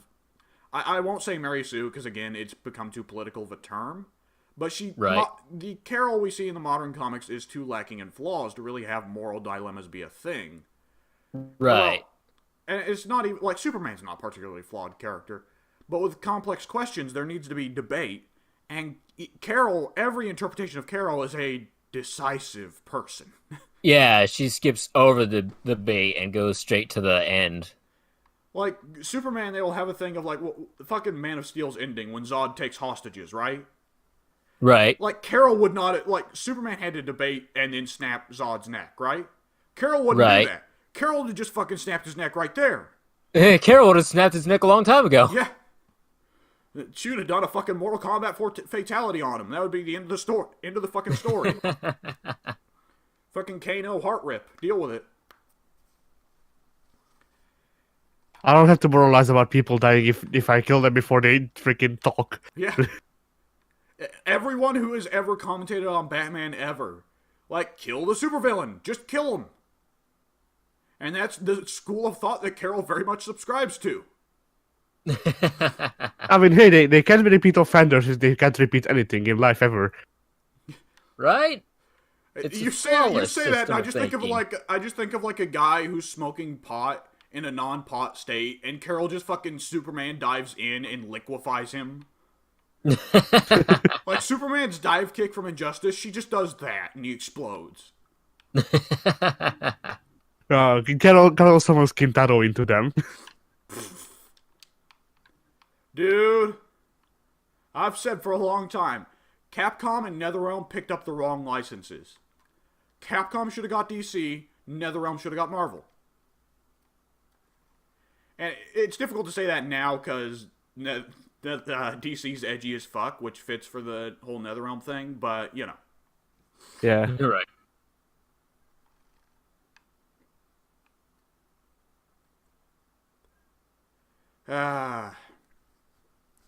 So that's your thoughts on great. Captain Marvel? Yeah. And outside of that, I picked strawberries yesterday because I told you guys. Because you told Yeah, us. that's why I had to skip out on Vermintide. Yeah. Help! I'm trying. Aside I'm trying, man. Aside from all the berries and Captain Marvel, I think that's all I did this week. All right. Addie, are you cool if we go ahead and skip straight to me so that we can get the things out of the way that I want to talk about with Pink? Sure. Because there's a couple things that I need to talk about with Pink. First things first. Finished Umbrella Academy. Very nice. I don't know what What'd to you think? It's one of those situations where objectively I want to say, like, great, it's a pretty good TV series. Subjectively, I'm like, holy fuck, do I hate these guys. What a bunch of fucking dickheads. I was really enjoying the series, and then the end... Oh! Sorry, Eddie. I thought you were a bad guy. The ending is the most logical way to take things. Honestly. Like, when I think about stories where with time travel, it's like, there should never be... A character should never, at any point, make the slightest mistake. Because they can just go fucking back in time. Right. Like, 5 should never have a situation where he loses. Because if he loses, he just goes back in time and stabs the shit out of the guy who beats him. Right. He'll go back and fucking strangle the guy in the cradle. Fuck it. So the ending is actually the most logical series of events where, like, oh, we fucked up. Well, good thing we got 5 here. But, the spoilers for Umbrella Academy going forwards, by the way, so we're closing in on the end of the podcast, so it's not that bad. But, fucking, oh my god. I walked away from that, like, genuinely, the only two on that cast of 6 that I think of as being anywhere near good people are Klaus and fucking 5. And I don't... What about Ben? 5 is not a likable guy. No. Like, every time I saw 5, I was like, 5, you sociopathic bastard. You would gain so much by just telling people what's going on, but you keep this shit to yourself because you're fucking lunatic. Right? But, like, at the end of the day, you wind up appreciating Klaus and 5 more than the others because, as I mentioned before, Klaus is the only one of the group who overcomes his flaws, and 5 is the only one of the group who's genuinely dedicated to saving the world. Like, Luther straight up gets told the world is ending, and Luther's like, I'm gonna go get high. I'm also stuck in a weird place where, like, Allison, I want to objectively say, is the worst out of the group, because she's a rapist. That they didn't put much emphasis on that, which was kind of shocking. But she's a rapist. Genuinely. Yeah. She fucking brainwashed her husband into marrying her and having a kid with her. That's rape. And then there's Luther. Yeah. Luther, who, like, for one thing, Luther is by far the most unlikable. Because Luther is the one who sits on his high horse. Luther is like if Superman still had Superman's personality, but he took the actions of Carol Danvers. You know? It's worse than Carol Danvers. Because Carol Danvers, at the end of the day, thinks what she's doing is right. And it's genuinely what she thinks is doing right. And from some logical perspective, you can see where it's logical to think what you're doing is right. Everything that Luther does that he is claiming he is doing because it's right is because he's just a douchebag. He's just a fucking asshole who wants to do what he wants, but he says it's the right thing. He locks up Vanya. He's not doing that because Vanya's going to end the world. He's doing that because Vanya slit Allison's throat. Blatantly.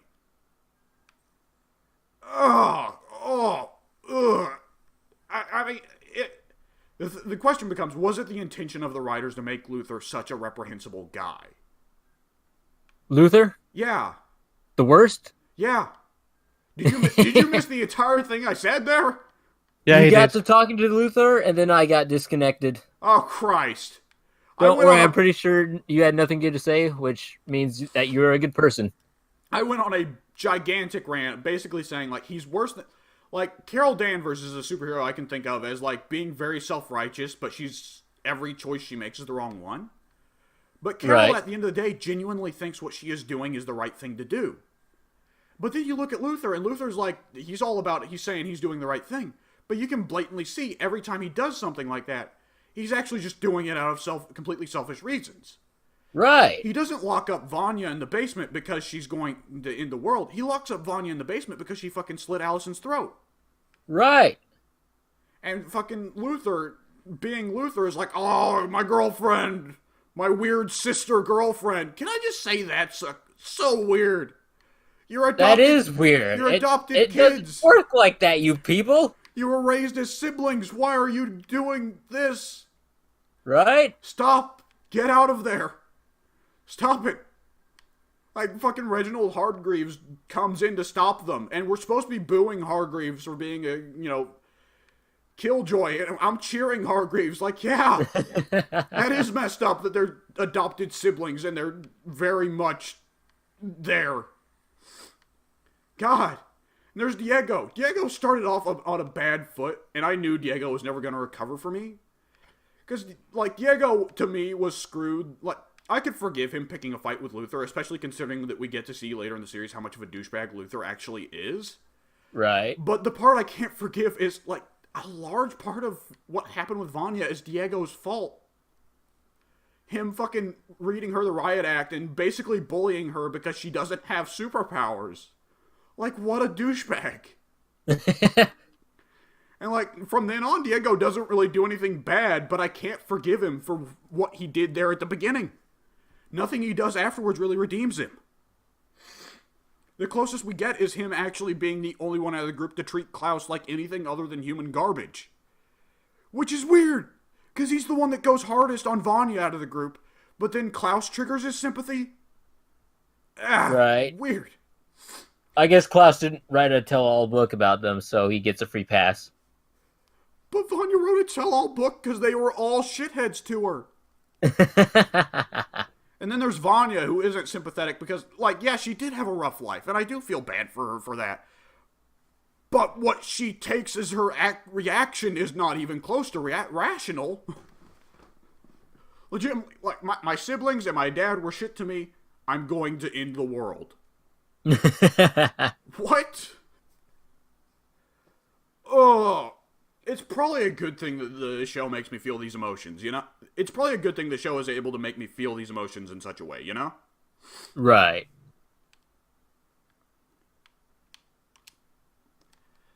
But yeah, I'm interested to see where where season 2 goes, that's for sure. Right. It's wild the shit they changed from the comics, by the way.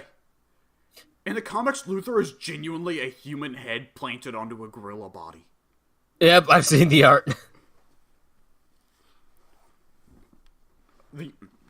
Okay, here's the thing to be excited about for season 2. Ben is actually moved up to a series regular. I don't know what that will entail, but that seems nice, because Ben actually seemed like one of the few who wasn't a douchebag. And of course, he's the one that dies, you know? Right. That's probably why he died. He was not enough of a douchebag, and he had to die for that. So you're saying Hargreaves or Diego just fucking killed him then? I assume it's Diego. Diego seems No, Hargreaves. He's like, nope, you're not living up to our standards, boy. You gotta go. Yeah. I will say that entire scene of Klaus visiting Hargreaves in the afterlife was wonderfully done. That was probably one of my favorite scenes in the whole series. Right. One of my favorite little things is Diego brings up that Luthor's losing his shit because he found out that he went up to the moon for no reason. And Reginald's response isn't, "Oh, I shouldn't have sent him up to the moon. That was cruel of me." His response is, "I should have destroyed the evidence." Yep.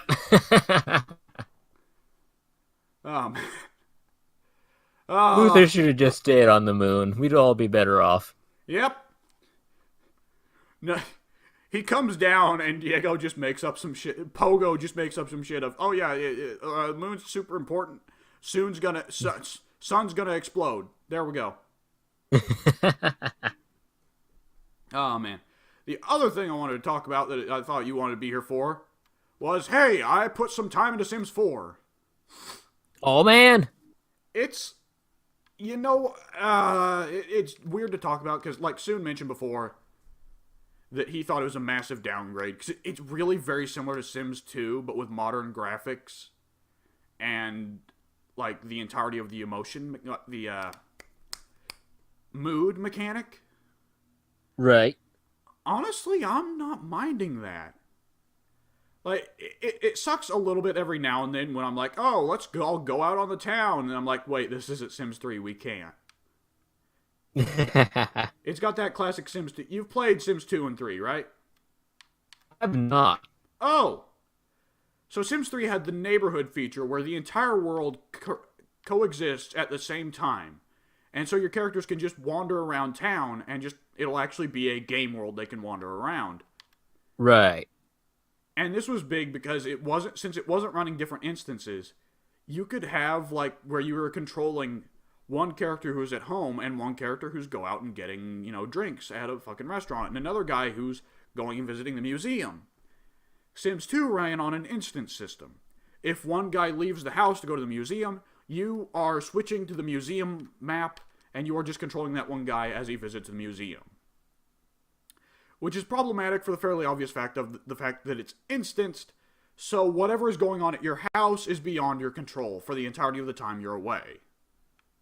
Which can be a problem considering some Sims are dumber than others, particularly if you've got a small child at the home. So, with Sims 2 and subsequently Sims 4, you just learn not to ever leave the house unless you're taking the entire family, you know? Right. But with that said, I quite enjoyed Sims 2. Sims 2 is the most content-laden of the Sims games, definitely, even in vanilla without all the DLC. Which, by the way, have you seen the DLC prices for Sims 4? They are fucking... I have. They are fucking ridiculous. Right? I was like, yeah, sure, I'll buy pets. That seems fun. $40 fucking dollars. Fuck that. Doggo I don't is think not the doggos are worth that much. Maybe when it goes on sale for like 15 or something. Oh, man. I will say the character creation system is definitely at its best. The characters look better. The Sims look better than ever. The mood system generally I think is pretty good. It generally gets rid of the old problem of your character having like something humiliating happen to them, and then just keeps on rolling. Doesn't give a shit. Or a family member dies, and it just the only thing that happens is they cry every now and then. That's all that happens. So I'm glad to see stuff like that change. Or Sims can actually get bored. That's craziness, you know? Right. I think overall it's a pretty good Sims game. I can look at it and definitely say, like, I can tell the quality is suffering somewhat for me because I don't have the expansions.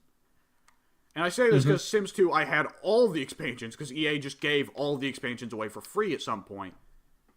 And Sims 3, I got for free for some reason that escapes me. And I want to say I bought Pets and Supernatural. I'd have to have bought Supernatural because I turned you into a fairy in that game, yeah. Yeah.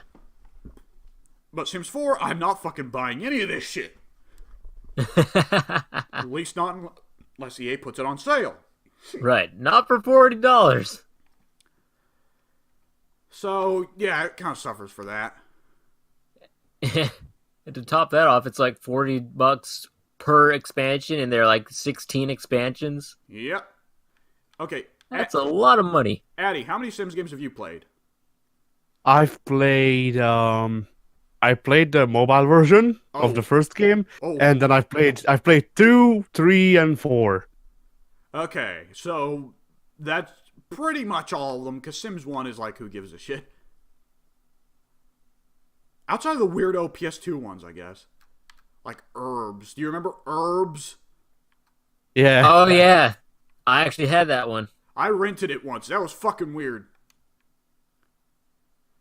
But absolutely wild. Yeah. So, is there like just a universal thing across all Sims games of your character make your character have kids and then make those kids painters? Always. Follow your dreams. Like give the parents consistent jobs, because painting is like an investment. It's a time investment for money. But once you give that kid time to paint, and they will just print money. I don't know. In 4, my go-to was to make my characters writers, and then they would be locked in a room with a freaking computers for the rest of eternity. Oh God, were you like one of those paint slave types? What do you mean? Locking people, having 4 Sims that do nothing but paint and locking them in a room so they drown in their own feces? Locking them, no, but otherwise, yeah. Have you guys ever seen that one fucking Sims playthrough thing on Tumblr where they have a household of 8, but 7 all live in the basement where there is no staircase or doorway out, and it is just beds, a refrigerator, and fucking the paint easels. All 7 of them. And they wear nothing but hot dog suits. That's the wild part for me. I didn't see it, but the one I saw was a guy who has the expansions to 4, I think. He made a mansion. Only his chosen sim lived in the mansion. All other sims proceeded to move down to the freaking basement, where they had to make YouTube videos constantly. Oh, that's the worst thing about Sims 4 is I opened up the fucking career screen. One of the career options is social influencer. And I just went, oh, Oh no. But yeah, the best part of that whole playthrough was when he had Santa make constant toy review videos. Oh Jesus. You know, Oh Christ. the thing Santa was made for.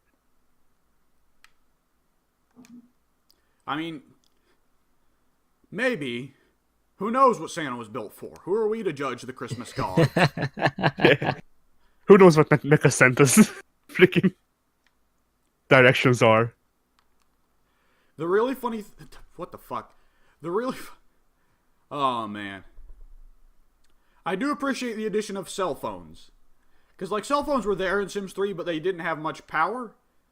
Like, Sims 4, like, cell phones are a real fucking thing.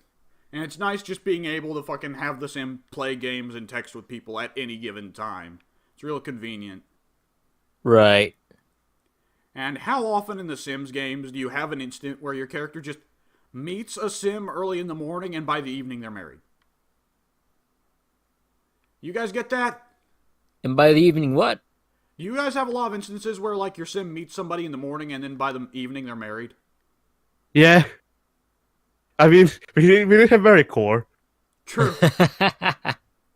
But other than that, my playthroughs of The Sims, when I actually stick with the family that I make, is that I make one guy, move him into the city, get him married, and then I follow his children. Basically, I do an animus thing. How the hell do you want me to make a freaking three or double? There's no way for me to freaking win this. Oh, there is. Never mind. Okay. Oh, shit. Right. I can't read. But, That's unfortunate. So yeah, Sims. so, with The Sims, I gotta say I quite enjoy it, honestly. I don't know what to say. It's very much a Sims game, you know? Right, It's kind of absolutely. shocking how little has changed. But the graphics are prettier. And there's some nice overhauls every now and then. And I can't think of the example I wanted to say, which is great. Pools. I have not put in pools. God, no. You don't understand. I'm still operating on one household, and I'm not cheating. Which, I'm just going to go ahead and wager, Addy, you probably cheat in every Sims game, right? Yeah. What? Like, I only try to cheat with, yeah. Yeah, I don't know what's going on for Addy there. We're playing darts, and it's going very poorly for Addy for some reason. I can't count. Is the thing. Oh, fuck me. Was that a quad? Was that a fucking quad? Yeah. I don't understand darts. You need to end it with a double. Yeah. Freaking hell. But yeah. Smeeze. Smeeze? Okay, I don't understand, but okay. So, the thing with, well, damn it, there was something that they fucking changed. It was a very nice quality of life change. And I can't remember what it is. The moob system. The moob system? Yeah. I don't know, I forget. Anyways, yeah, we'll go ahead and now switch over to Addy, because those are the two things I wanted to talk with Pink. Addy, what you done this past week? Alright. So, let's get the boring stuff out of the way first, I suppose. I applied for college. Yay! It went horribly. Congrats. 5 people died. Oh, that I actually think- sounds a lot more exciting than I was expecting it to be. I think you overestimate the capability of the other college applicants. I mean, it's possible, and they didn't. They actually didn't say anything bad about my work, but Addy, didn't. Yeah. Addy, here's a George Carlin joke. Like, ordinarily, I'm not going to defer to George Carlin in all things, like a lot of people do nowadays. But there's a George Carlin joke I like to think of. Think of how stupid the average person is. And then realize that 50% of the world is stupider than that.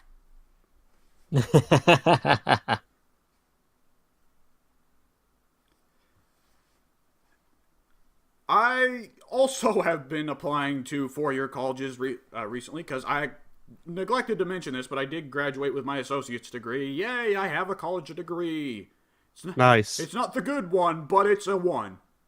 It's a one. I am now more employable than a hobo.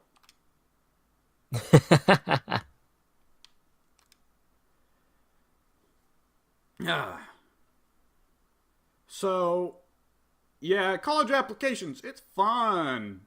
Did you have to fill out essays for your college applications? One essay. I had to. Well, here's the thing. For this thing, they had us write a movie synopsis from the words and ideas that they gave us. Interesting. So the 4 words that I got was Darth Vader, some freaking well, you know those clearings that are both in the desert and in the freaking woods, but Hungarian doesn't have a freaking name that makes it clear whether they're desert or woods. One of those. Some Turkish guy's ring, and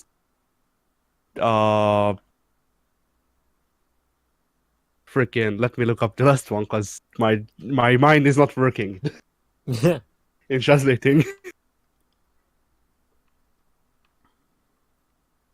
Right. So obviously this needs to be a movie about a Turkish Star Wars fanboy. Impatience. That was the last one. So a Turkish Star Wars fanboy who loses his mind and goes out into the woods to steal somebody's ring.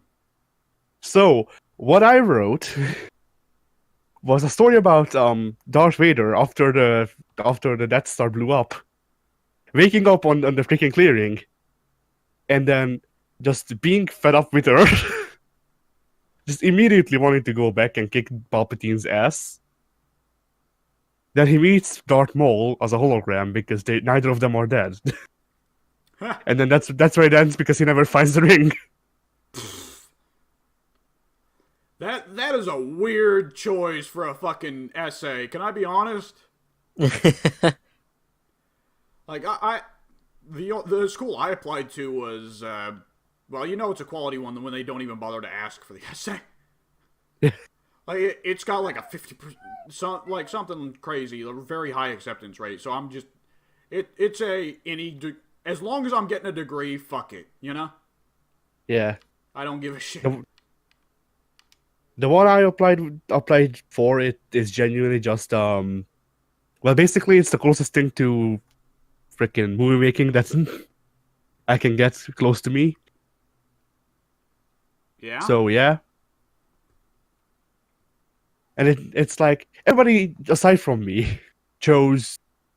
Well, it's not everybody aside from me, but I was the only one who chose the essay question and remained. All of the other ones were sent home. Yeah.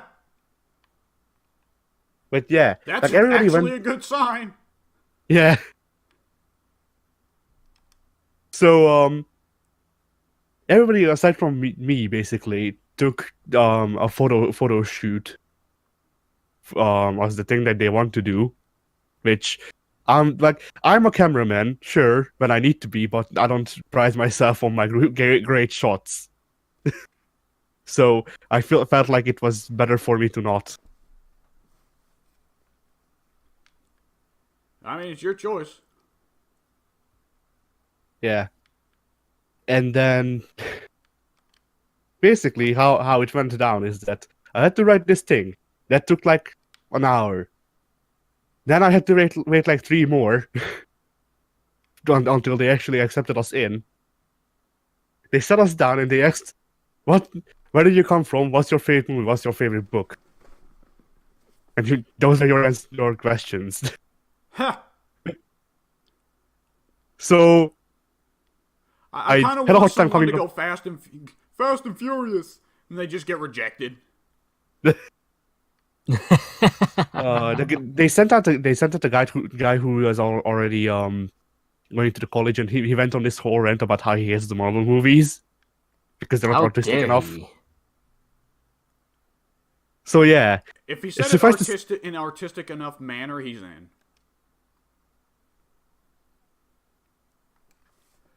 but yeah, suffice to say, if it's gonna be all about the art and all that, then I probably will dislike going to the college, because I'm not a very artistic person. I don't think, or at least not one who can actually think artistically. I mean, odds are, if you're going for technical classes, you're going to get technical classes. Because Yeah, this is a school where you pick your class, right? I I think it is. The issue is I have no idea. So yeah, Even if it is a more artsy leaning type of school, once you get out of school, you don't have to be artsy. well, yeah, Pink, but I can fake being artsy. I can I can fake it for a joke, but I can genuinely fake being artsy. You can fake anything you need to be just in order to get out of the school. So can I be Roman Emperor Julius Caesar? Yes, you can, and don't let anyone tell you otherwise. So the trick is, if you want to learn how to be artsy, just watch a bunch of video essays. Just what you could have. I said the trick is just watch a bunch of video essays. Ah, Yeah, that but yeah, works. the funny part was they stopped the interview with me to tell me that because I said that my favorite book was The Prince by Machiavelli, because it is genuinely good book. But yeah, because of this, they actually stopped the interview just to tell me that they have this game going on with the other people who do these, and they talk about all of the people who applied, and they discuss what other classes they would have went for if they didn't apply for media. And apparently, it's just obvious that I would be a historian.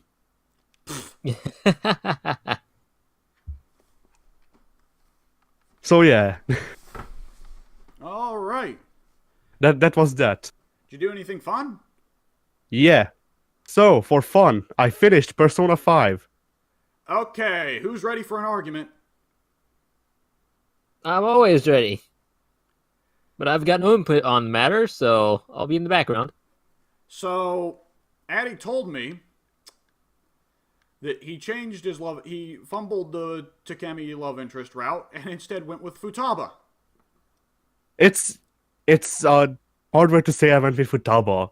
Futaba went with me. More like I genuinely didn't expect it to come up, and then it's just like, okay, so do you want to be his girlfriend or her girlfriend? Freaking her boyfriend? Yeah. Do you want to switch genders with Futaba? Ah, but yeah. So that came up, and I was like, well, or I'm already on the like last part of the game, so I guess I will. And then I said yes. I had one cutscene where they were actually a couple, and then after that the game just deleted the whole thing, which I don't care. Wait, did the social link not reach 10? It did. Well, I'm not sure. It might have not. I'm not sure. Heh, Now that I think about it, no, I don't think it did actually. wow. Oh, that's weird not finishing the romance social link, because that's usually everyone's focus in each game. But yeah, yeah. I just need to go ahead and say Futaba should not have been a love interest. I don't disagree. Because, like, to put things in perspective, this is very similar to the Luther Allison thing. The difference being, of course, that Joker, if you want to even consider him Sojiro's adopted son, which I wouldn't even really consider him. Like, they're vaguely mentor and student, but it's not close enough to be father and son. Yeah, But I still think it's really weird and creepy for Joker to be sleeping with Sojiro's daughter, regardless. And it certainly doesn't help that Futaba is, what? Well, she's definitely not underage for Japan, but that's not... Well, she's not actually underage for Japan, but she's also like I think Joker is 17 and Futaba is 16 or 15. I think Joker's supposed to turn 18 somewhere over the course of Persona 5, though. That's a Persona recurring element that they turn 18 somewhere over the course of the game. I don't know. I think the wiki says that he's like 16 or 15 or 17, but that's probably at the start of the game. So Probably, yeah. But to me, Futaba's social link is very much like depicting her as Joker's little sister. So the fact that she's a romance option is so fucking weird. I mean, after Kawakami. You're not wrong. Like, Kawakami is as fucking weird as it gets. Honestly, it doesn't get any weirder. But Futaba is very, very weird. Okay, but how about that ending twist, huh? Those last couple of ending twists. Yeah, I was about to ask which one. Because there are a couple, yes.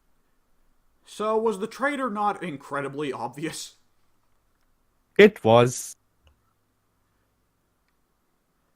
Like, okay. I had it pegged before he even joined the team.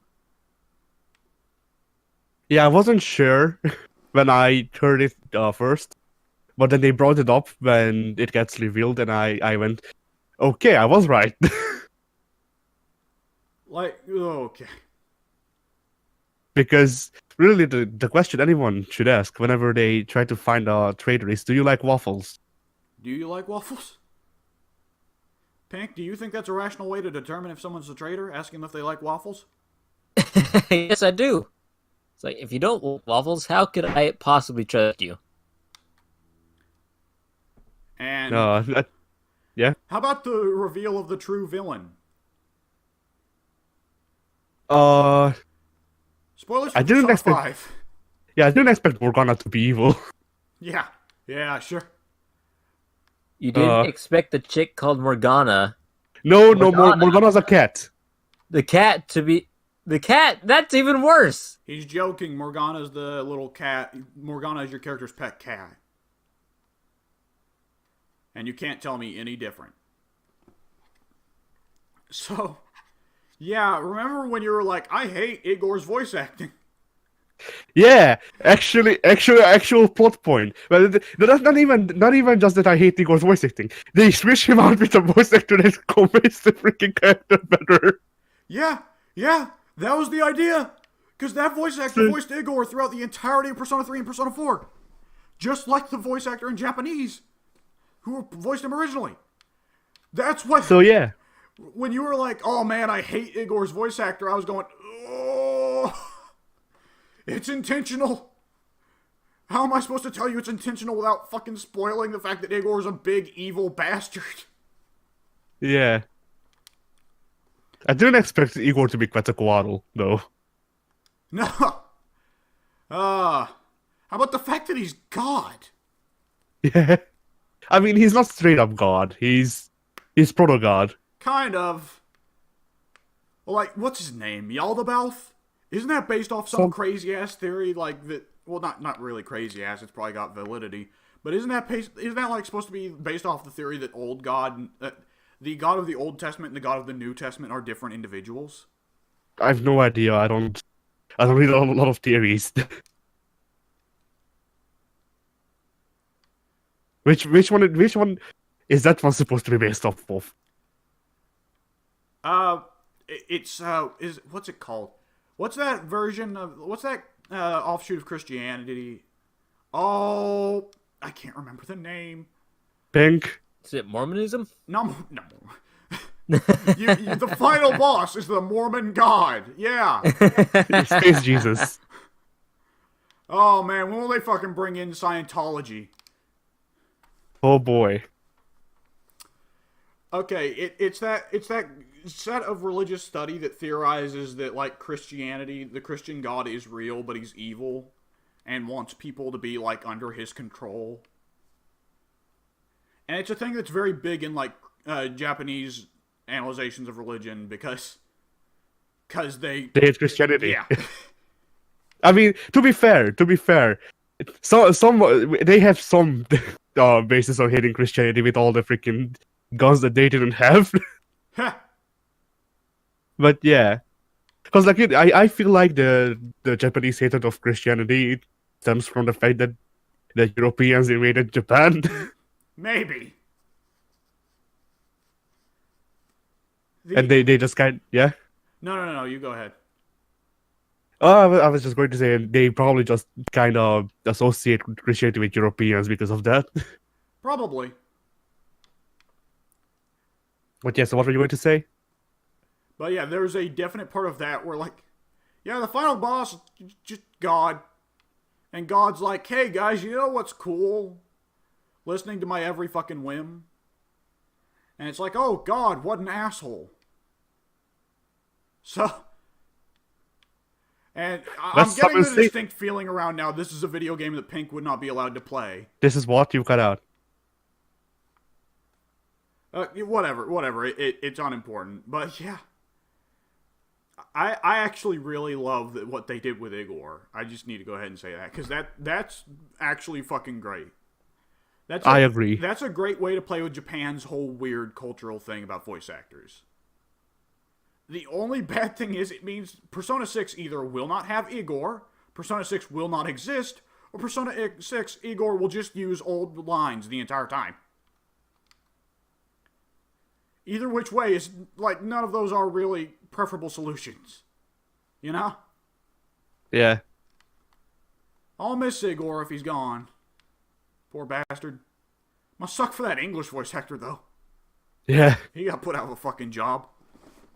I wonder if he even got paid royalties for the lines they reused in P5.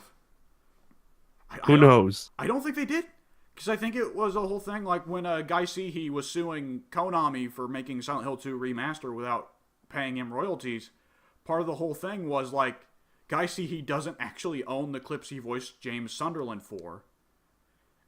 That when he signed the contract to voice James Sunderland, all the voice clips he recorded belonged to Konami and not him. So I don't think voice actors actually do own their clips.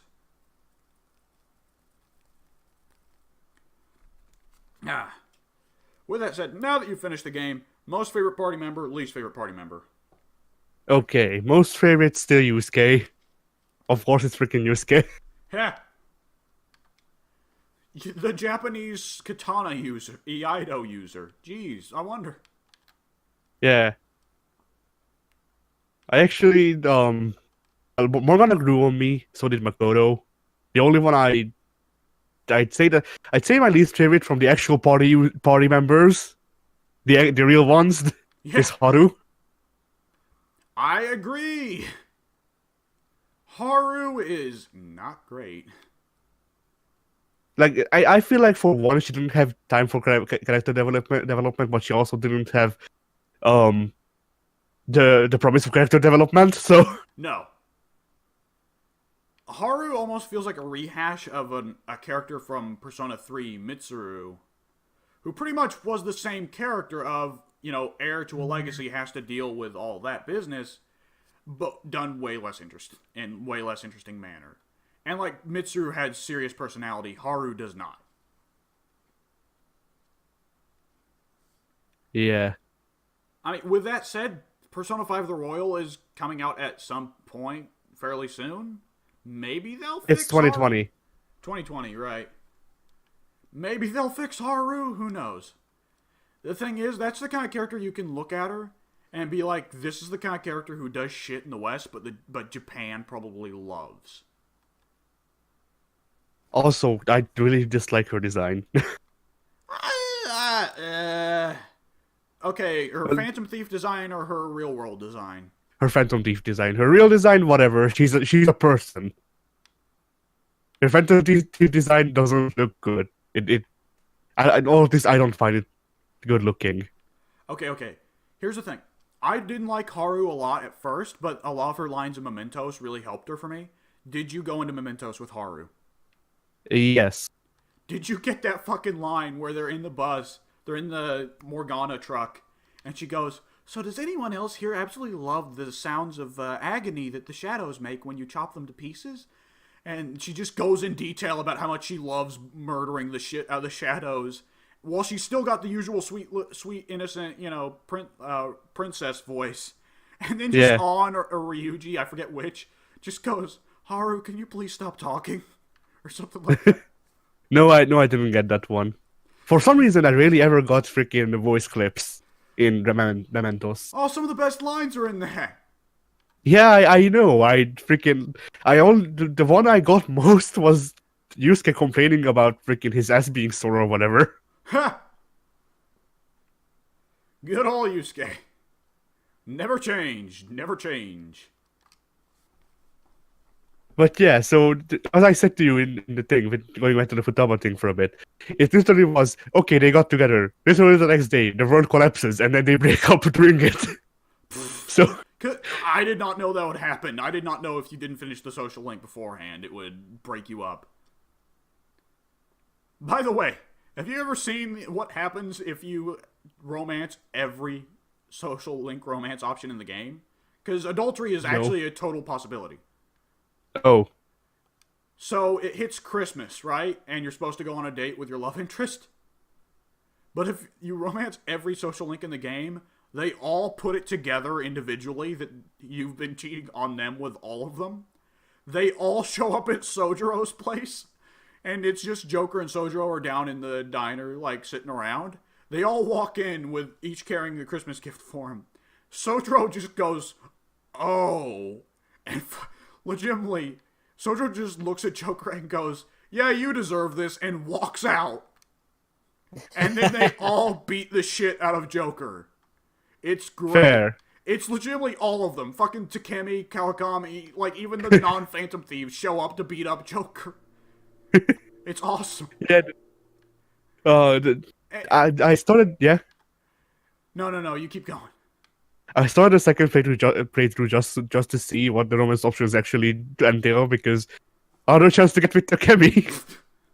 But Well, yeah, since you don't have to bother building up skills anymore, you can just go down that road immediately.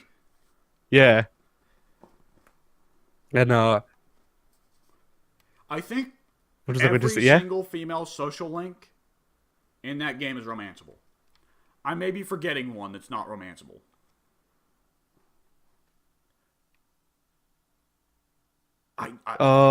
Sae. Right, but she's a story social link. She doesn't count.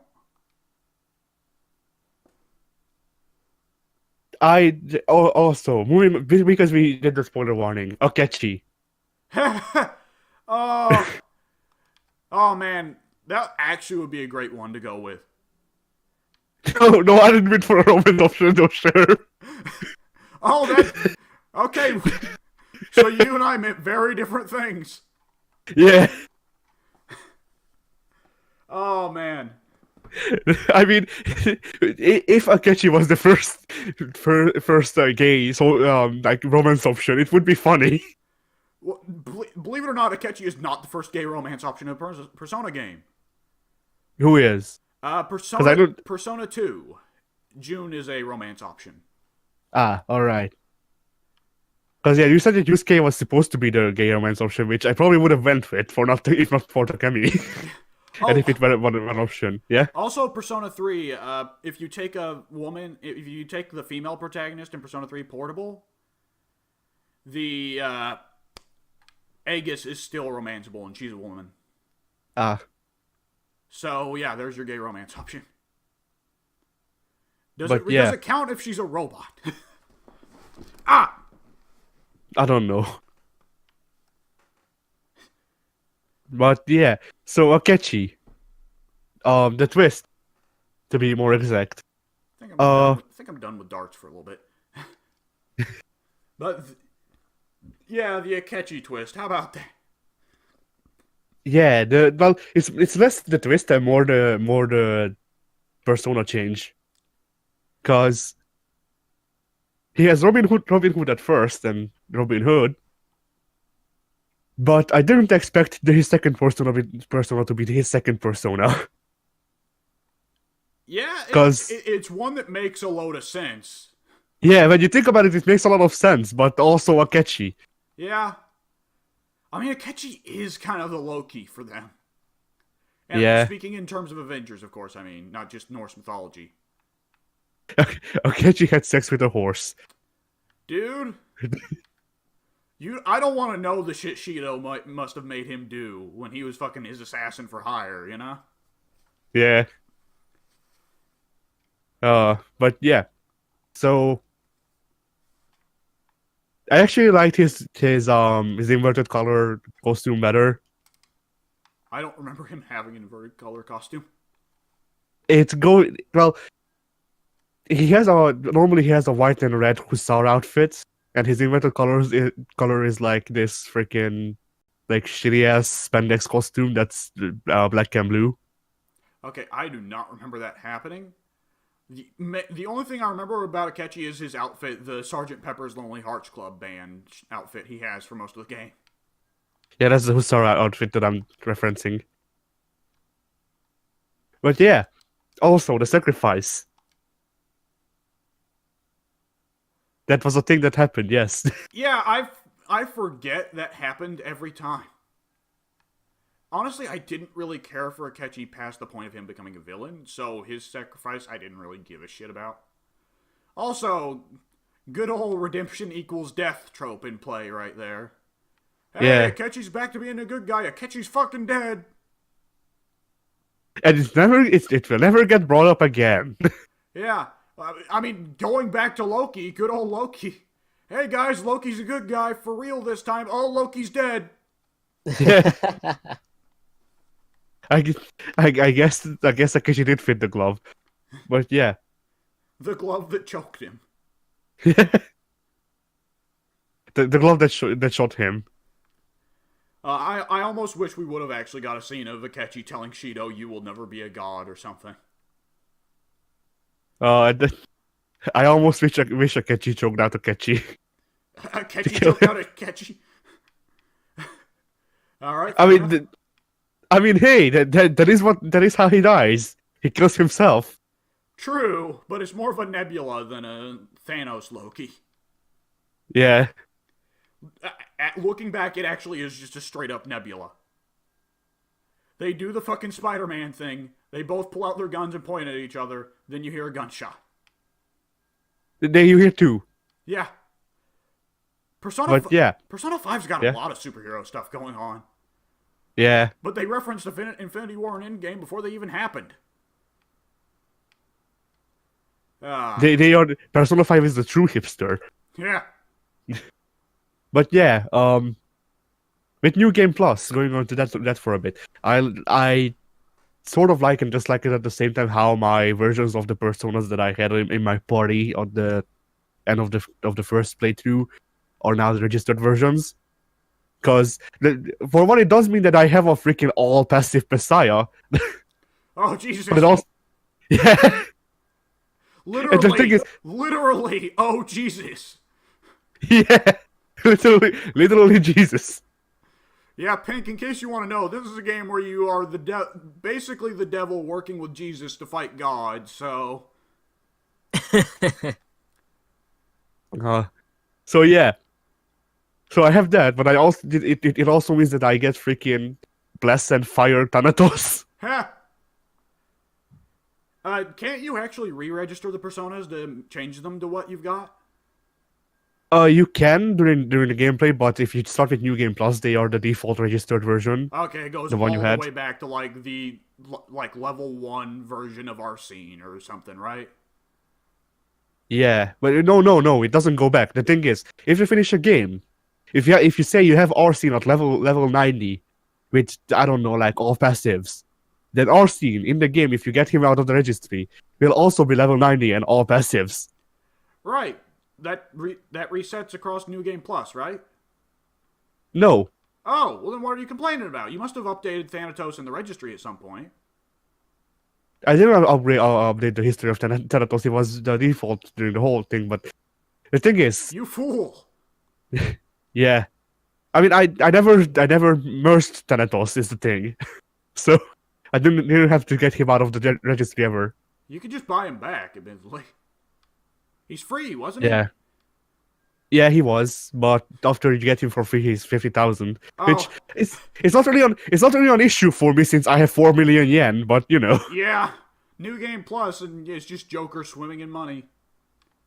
Fucking Yeah. Scrooge McDuck, right? what other point did I want to make about Persona? Freaking. Yeah, Oh the writing was really. Yeah, go ahead. no, you keep going. I just accidentally fell. Uh, the writing was really good because it actually made me feel emotions, and that's rare. I was not big on most of Persona 5's story, at least relative to 3 and 4, but that ending is really fucking good. Yeah, the story I wasn't bored with the story just because I used to watch slice of life anime. Persona 5 story for most of the game is a slice of life anime. So No, I liked the slice of life stuff. I just wasn't much on the mythological aspects. Persona 3 you, and 4 introduced. Persona 3 and 4's main plot interested me more than Persona 5's. Like, Persona 5, I wasn't really into this whole main plot, the whole thing Joker had of, oh, I'm going to change Japanese society, and adults are evil. All that shit, right? yeah, the adults are evil stuff I disliked, but I well it, going into Shin Megami Tensei actually because I watched through that the first Shin Megami Tensei. Actually, um, I think that these games actually have a pretty interesting take on religion just because it doesn't pose it as God is bad, Satan is good. It's total submitting. It is Satan is bad, God is really bad. Well, from what I've only watched through the first games so far, so I don't. Get ready! Because Yeah, God becomes a bigger and bigger dick with every game. Until around SMT4. Then it turns around and God's less of a dick, partially because that whole Antichrist thing. yeah. So, with the first game, I like how instead of just being against religion as a whole, its its message was basically be modest. Don't become a zealot either way. Because that isn't good. That's no good for you or anyone around you or the world in general. And I can get with that. Persona Like 5 is definitely the closest to the regular SMT themes, that's for sure. Persona 3 and Persona yeah 4, like, are very distant from it. Which, I mean, admittedly, Persona 5, like, the entire idea is thematically, it's about, oh Christ, Simian Vehicle! is that it what? Because you cut out. No, I didn't cut out, I fucking yelled about Simian Vehicles. No, before that. Okay, Persona 3 is very much about Greek mythology. Persona 4 is very much about, Shinto. And Persona 5 is very much about Christianity. So when they inevitably go back to the well of Christianity, they gotta tie it back to regular SMT. Yeah. And I mean, there was at least one, there's like 2 SMT games. I forget their names. Like, not Digital Devil Saga, but something along those lines. Where it was Devil Summoner. Devil Summoner, which are all about Hindu. And so there's also very little of the typical SMT Christian themes there. So I guess it's just because they went back to the old Christianity well, and they just pretty much have the exact same thing to say about Christianity that they always have. Yeah. So like this message of be modest about what you believe in, I can get behind him because going down the deep well either end, it just leads you back to the same place. So Yeah, I'm not gonna talk. I'm just gonna Yeah. shut up. so as for the game, isn't really pushy about it. I mean, there is the whole end boss and freaking Satanael, but Oh, did you get Satanael? I wasn't able to complete him. how did you not get Satanael?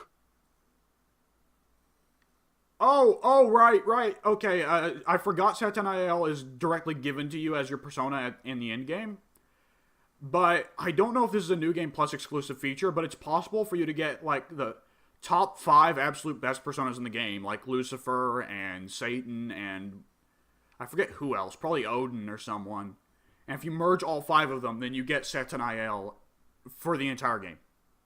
And he just gets he just gets added to the persona registry, and you always have him. Is he as gigantic as he's in the end game? I don't know. I think I heard he was. Ah, He is just as absurdly OP as you would expect. He is He is the best persona in the game, probably tying with Messiah. And you got Messiah through DLC like a cheating asshole. So Actually, I didn't get Messiah through DLC. I got Messiah through freaking bloody whatchamacallit, for fusing the personas.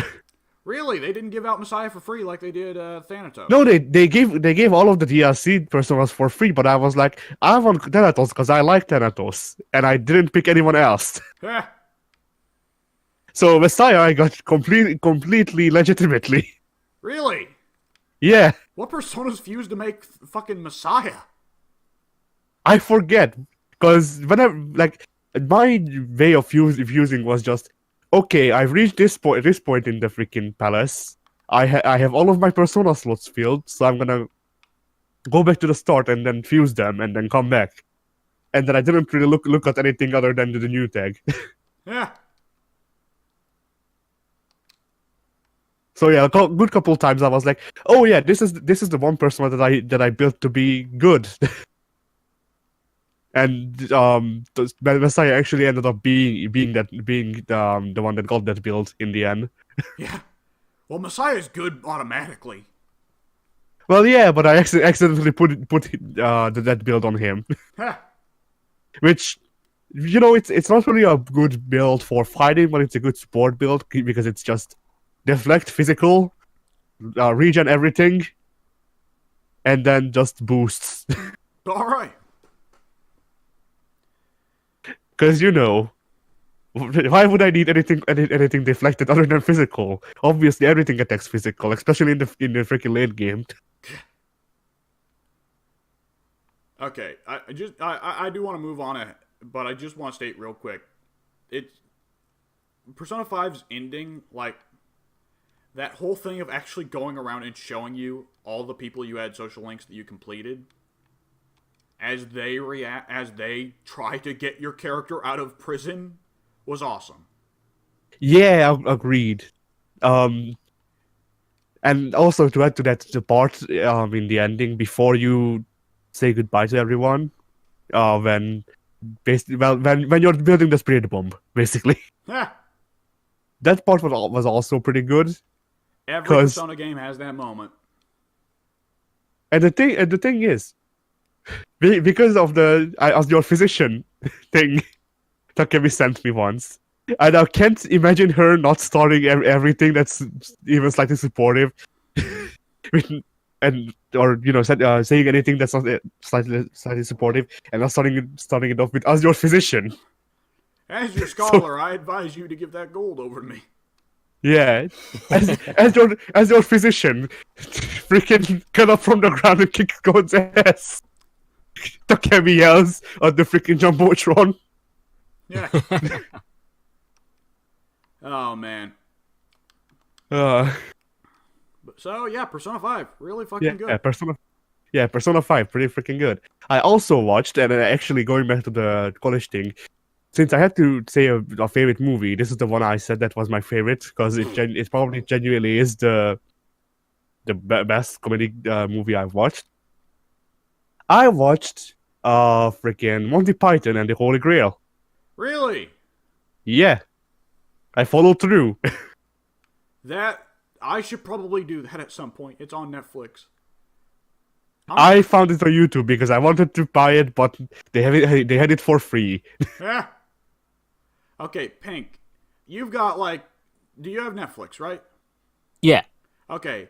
Do you have the situation where you feel like whenever you watch a movie on Netflix, it has to be something that everyone in the room approves of?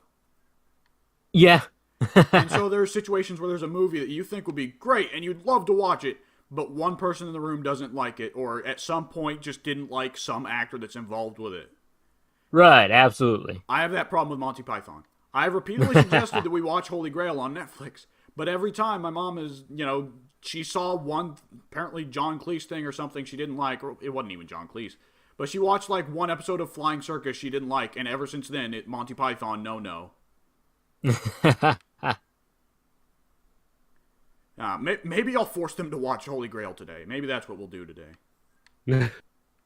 So yeah, my favorite. Yeah, go ahead. Okay, so favorite joke from Holy Grail, and I'm willing to bet it's the same one as everyone's favorite joke. My favorite joke is not really it's not a verbal joke. It's a joke scene. But my favorite joke from the Holy Grail is Lancelot becoming a Muso character. Oh, okay. I'm not gonna lie, I was expecting Black Knight. No, Black Knight is good, but I feel like Black Knight is a good joke in general. Lancelot spoke to me. I'm always a fan. I'm always a fan for one. I'm always a fan of the coconut shells. Yeah. That's always good. But my personal favorite, just from the clips I've seen, is when they're like, "My God, look at the beauty of the castle," and the one just chimes in, "It's only a model, sir." And it's literally just a model. Yeah. Another good joke from the killer rabbit. Never mind, that one's my favorite. The killer rabbit. That one was great. How it just flies up and rips out a dude's throat. The thing is, all of the jokes are so good. Well, not all of them, but a good lot of them. Like Camelot, this is a silly place. The freaking part that the people cut out when they freaking show it is just. I need the Knights to win in for another just so I can post it, because it is the prime. We won the Crusades sort of freaking scene. Oh, and I only ever see that used as like when people are scared of a location. Like whenever like there's of course one of the famous pictures of a horrifying Australian animal, like I don't know, drop bears or something, and people just respond, "Let's not go to Australia. 'Tis a silly place." Yeah, how it goes in the movie is that they Arthur goes, "Let's go to Camelot," for I don't remember what reason. And then they stand outside of Camelot, they talk a bit, and then there's this scene inside Camelot where they're all just drinking and dancing and all that. And then we got back outside where they're standing in the same position, and they go, "Let's not go to Camelot. It's a silly place," and they leave. So yeah, pretty freaking good. Another joke that I liked from a story perspective actually was the Unladen Swallow, because I don't recognize the reference. There's a well, the one you might know it from is the troll, well, freaking the guy, who, bloody hell, what's it called? The bridge master who won't let you pass unless you answer his questions. Him. Some call me Tim. Yeah. So. No, not that guy. Tim is the magician. Okay. Yeah. The bridge master asks Arthur, I think, about the flight speed of an unladen swallow, I think, and that's a callback to an earlier part in the movie. Oh, neat. Yeah, so that was nice, but yeah, still Lancelot becoming a freaking Muso character was the best, because it's just he goes into a castle. There's a marriage going on. He kills half of the attendants, frees the guy who is actually the groom. Then the groom's father comes in. He talks with Lancelot. They agree to something or other, I forget. Lancelot goes down. The other half of the attendants is angry at Lancelot for killing the bride. So Lancelot stabs like 5 more people before the groom's father stops him again. Okay. Is Holy Grail the one where the joke comes from, where they fucking there's the 2 guards at the front of the castle, and there's a guy running towards them, and he's just in the distance, and suddenly he's there and stabs the shit out of one of them? Yes. That one's great. I love that one. That's the start of Lancelot. Oh. Yeah, that's the start. Lancelot cutting the shit.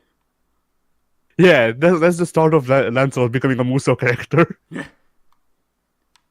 But yeah. Dude, you need to watch Kingsman at some point. Like, as big as you are on one person killing 100 people, you seriously need to watch Kingsman. Like, Pink, advocate for me here. Absolutely. There we go. Thank you for advocating for me. So yeah, overall, really good movie. The ending is, well, the ending is. The thing is, it has two storylines going on. One is the actual story of Arthur and the Knights of the Round Table going for the Holy Grail. The other story is a historian making a documentary about this. The thing is, something happens that I won't spoil because I don't feel like that's something that people would spoil on the internet. So, something happens to the guy, and then basically the two storylines just cross streams. That's always So neat the- when they do that. Yeah. And overall, really enjoyable, I'd say. Just it held up pretty good. Even though the jokes have been memes for the past century, they're still, well, they're not left out loud funny, but they are very much enjoyable still. All right, I might try to talk my family into watching that with me later today. And is there anything else you've done this past week? Freaking, I remember doing something. Give me a sec. All right, I'll go ahead and talk about one thing I played this week. So, hey, I played Dead Rising, classic original Dead Rising. Games aged very well in some regards and very poorly in some regards. You guys have all heard about the infamously bad AI of Dead Rising 1, right? Yes. Yeah. Yeah, that part aged the least well. There's an odd thing with the AI in that game. For one thing, it ignores commands, so there's no reason for the game to have a command system. But for another thing, they wanted to make the AI is too aggressive. And the characters suck. The survivors, the AI little helpers, the survivors that you need to get to the safe zone for money and XP, their stats suck. They deal almost no damage. Most of them start off unarmed. They have fairly low health. And they are very, very aggressive. They will ignore following you and getting to a safe place in order to go, and they see a zombie in the distance and they run off to go push it. I'm not kidding. If they aren't carrying a weapon, which the majority of them are not, they will go and shove the zombie, dealing no damage, just causing the zombie to take a little bit of knockback, and they'll keep pushing it. This can be problematic when they run into when they do this to one zombie, it's annoying. When they do this to 50 zombies, they fucking die. It is bad. Now, the only way you can really make the survivors not suck at that is by giving them guns. Because since you can use a gun from a distance, they won't run up to go do it. Thank God. But still, guns are not exactly a fucking open, common commodity. So, that was absolutely infuriating. With that said, I still think Frank West has got to be one of the most fun video game protagonists we've ever gotten, just because of how much of an asshole he is. And, Dead Rising's never going to be good again. Because, Dead Rising 1, there are some goofy parts, but it also lets itself be serious when it needs to. And then Dead Rising 2 just fucking full-on nosedive into wacky land. You guys know all that shit, right? Yeah. Right. You guys have both watched Nova. You guys remember Nova, him fucking walking around with the ass flosser, while he and Spoon shoot mustard at each other. After Dead Rising 2, that was just Dead Rising. And there's no way it'll ever go back, because if you ask a common gamer what they think of Dead Rising, they're not going to say the semi-serious storyline of Dead Rising 1. They're going to say they think of tying a fucking penguin to a machine gun and then rolling through the streets on a steamroller while the penguin sits on top shooting people. And also, they're buck-ass naked except for a top hat. And they're smoking a cigar while taking pictures of fucking naked zombies. And that's just Dead Rising after Dead Rising 2. So to summarize, Saints Row 4. Saints Row 4, okay. Oh, I mean, thank you. basically the same. Yeah. I thought you were saying Saints Row 4 was the one you played. I was about to say, that's convenient. No. Yeah, oh man. It's an awkward, it's a sad feeling, man. With that said, Dead Rising 1 has aged semi-well. I probably should buy the HD remasters, because, Dead Rising, yeah. What were you going to say? I thought they were on Game Pass, but I'm not sure. I should look into that if the remastered Dead Rising 1 is on Game Pass. But, like, you can tell it's one of the first Xbox games, because my Xbox 360, every time I put in the first Dead Rising, my Xbox 360 just groans in pain.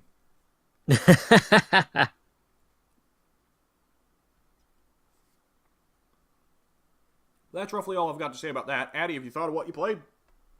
No, I give up. Okay. All right. So all three of us played Vermintide this week. Addy played the most out of all of us. Vermintide is a really good game. It is. Well, what's the biggest point we can put in its favor? I would say it has three people multiplayer. Huh. I would say world design. It handles the Warhammer world very well. I wouldn't know. Pink? I have no prior experience with the Warhammer universe. But, well, I mean, even if you don't have any experience with the Warhammer universe, it still plays with it as a very fun, kind of slightly different fantasy universe. You guys can observe that, right? Yeah, absolutely. The decision... I should note, we're playing Vermintide 2, not just Vermintide 1. Sorry, but the decision to add Chaos guys to the roster, very nice change. It was very weird fighting nothing but Skaven in Vermintide 1, because you had to aim low the entire... You had to aim low the entire time. Yeah. I'm curious what Beastmen are really going to change. Because they've actually already shown off that the skinnier Beastmen are actually going to have bows and arrows as a common enemy. So... That's gonna be annoying. Yeah, they're gonna shoot back now. It might be annoying, it might not be, who knows. They'll introduce a fifth boss enemy, which... which would you say so far is the boss enemy that torments you the most, Addy? Torments me the most. I always have a rough Freaking- time with a storm vermin. Or storm Yeah, I was about to say him as well because he has a flamethrower. That's the one, right? The gigantic red with a flamethrower. Yes.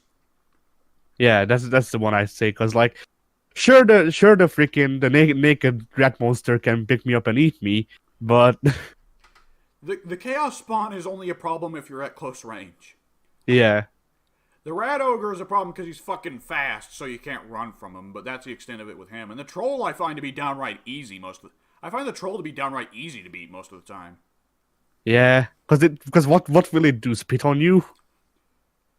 Yes. Yes, it will. Pink saw that firsthand the other day. Oh, I know what else I did actually. Okay, what was it? I watched most of Beyond Belief, Fact or Fiction, the series. Have you ever heard of this? No. Okay, it's Goosebumps, but with somewhat true freaking stories. Well, some Oh. of them are somewhat true. Yeah. Have you watched this before? Yes, I talked about this with you when we built the city in Minecraft. So, basically, for most of its life, it was presented by Jonathan Frakes, who was really good at selling the whole slightly horror presenter, but also he did puns every second. So there wasn't really not a lot of horror. The short stories were not well acted, but they were all right. They were fun, I'd say. So what kind of story did they have going on there? Well, multiple ones. Well, I'd say it's like Goosebumps because from what I understand, Goosebumps had different short stories in one sitting. Okay, I'm not asking for you to tell me each story they show. Yeah, I'm asking for you that's to, what like, I'm saying. Give me a rough general idea of the kind of story that they would show, you know? Yeah, okay. So the general idea, set up about normal urban living environment in America, circa 70s to like mid 90s. Then you get something paranormal happening, or something that is hard to explain, or I think one time it was just that somebody who was sick was not sick anymore. Huh. That was a bad story. Because like that can be explained very easily. But yeah. So something slightly paranormal happens. That's where the short story ends off, and then we go back to Jonathan Frakes, who also does an intro. He does an outro where he explains basically the ending and what happened after the ending of the short story, and then he poses a question of whether or not, or basically he poses possibilities as to explain the short story's ending, and then you have to choose whether or not the short story was completely fake or it was only mostly fake. Based on the possibilities that he gives you. So yeah, it was like half horror story theater, half Jonathan Freaks being funny, and like freaking 1% calling game show Huh. without the calling part. The curious part of this that you mentioned to me is that every episode has a selection of stories that are made up, and a selection of stories that are made up, and a selection of stories that are true, right? Yeah, well, they are presented to be true, and they actually cite the research that they did. So at least they have research, but apparently, people have been trying to find the citations that they talk about, and they were lost to time. So we can't actually prove whether or not the stories that they deem true are actually true or not. Because most of it was from the 80s and from like the late 70s to the mid 90s. The internet was just becoming a thing, and most of the things that they researched probably didn't end up on the internet. So yeah. Also, a lot of it is played up. A lot of the true stories are apparently played up. The ones they did look into or were able to look into. What kind of But yeah. what Yeah? kind of horror does it focus on? Like, is it very jump scare heavy? No, it's mostly freaking whatchamacallit. Not aesthetic horror, freaking the same kind Silent Hill is basically. Oh, so there's a horrible droning noise going on in the background at all given times. Yeah, there's a radio going off every second. And then just quantum monsters start coming into frame. While wiggling wildly. Yeah. And for some reason, there's the sound of industrial machinery. Is that a baby crying? But yeah, it goes for the type of freaking. Well, basically, it doesn't really give you a lot of scares. It's just mostly. Well, this could be slightly paranormal, but this is mostly something to think about. Like, for example, there's a story that I don't think was true, but whatever, about a comedian who loses his leg due to, he was a comedian manager first, and his comedian ran over his leg when he quit. When he fired him as a manager, so the manager becomes a comedian after his leg had to be amputated because of getting run over, and becomes a better comedian than his comedian was. And then later on, the comedian that ran him over has to get his leg amputated because there's a blood clot in it. Huh. And it's like, okay, so was this true, or could this be true? Could have the blood clot just been a coincidence, or was it some sort of freaking supernatural thing that happened, or was it just karma? And basically the whole thing is all presentation, because the stories themselves aren't good on their own. They're very mundane, yes. Yeah, they're very mundane, but with the way that the guy who presents them, and the fact that it's all a thing of, you should think about this. It all comes together to make a show that's actually pretty enjoyable, in my opinion. It also helps that the guy also appeared in freaking Twilight Zone. Huh. The guy who presents it, so he knows a bit or two about presenting questionable content, in a interesting manner. Huh. So yeah, beyond belief, pretty good. Like what I don't even know what it would have been in America. What time slot it would have taken up. But basically, it's pretty good junk TV. Is the way I would put it. All right. So is that about it? Yeah. Alright. I guess we'll go over Vermintide real quick. Hey, we play Vermintide. And Addy really likes his dwarf and his elf. And Pink lights things on fire. Including myself. And I am either... Mostly himself. Yeah. Mostly myself. And I am either a hat or a mustache with a gun. One or the other, either works. Why not both? Yes. You'd have all the power. Unstoppable. Oh! It's just a floating hats with a mustache, and there's just a human body made out of guns. Yeah. But yeah, what are you going to say? But yeah, game's pretty good. The map selection is very good. The enemy variety is a lot of fun. Yeah, it's a proper successor to Left 4 Dead, since Valve won't make a proper successor to Left 4 Dead. Someone else had to do the fucking job, since they wouldn't. Is it not crazy that Valve's just pretty much given up on making games altogether now? I mean, they don't need to make games. They have Steam. They get all their money from Steam. That's true. And then once freaking Epic Games flosses over them, if they floss over them, maybe they'll get Half-Life 2 episode 2.5 just to piss people off.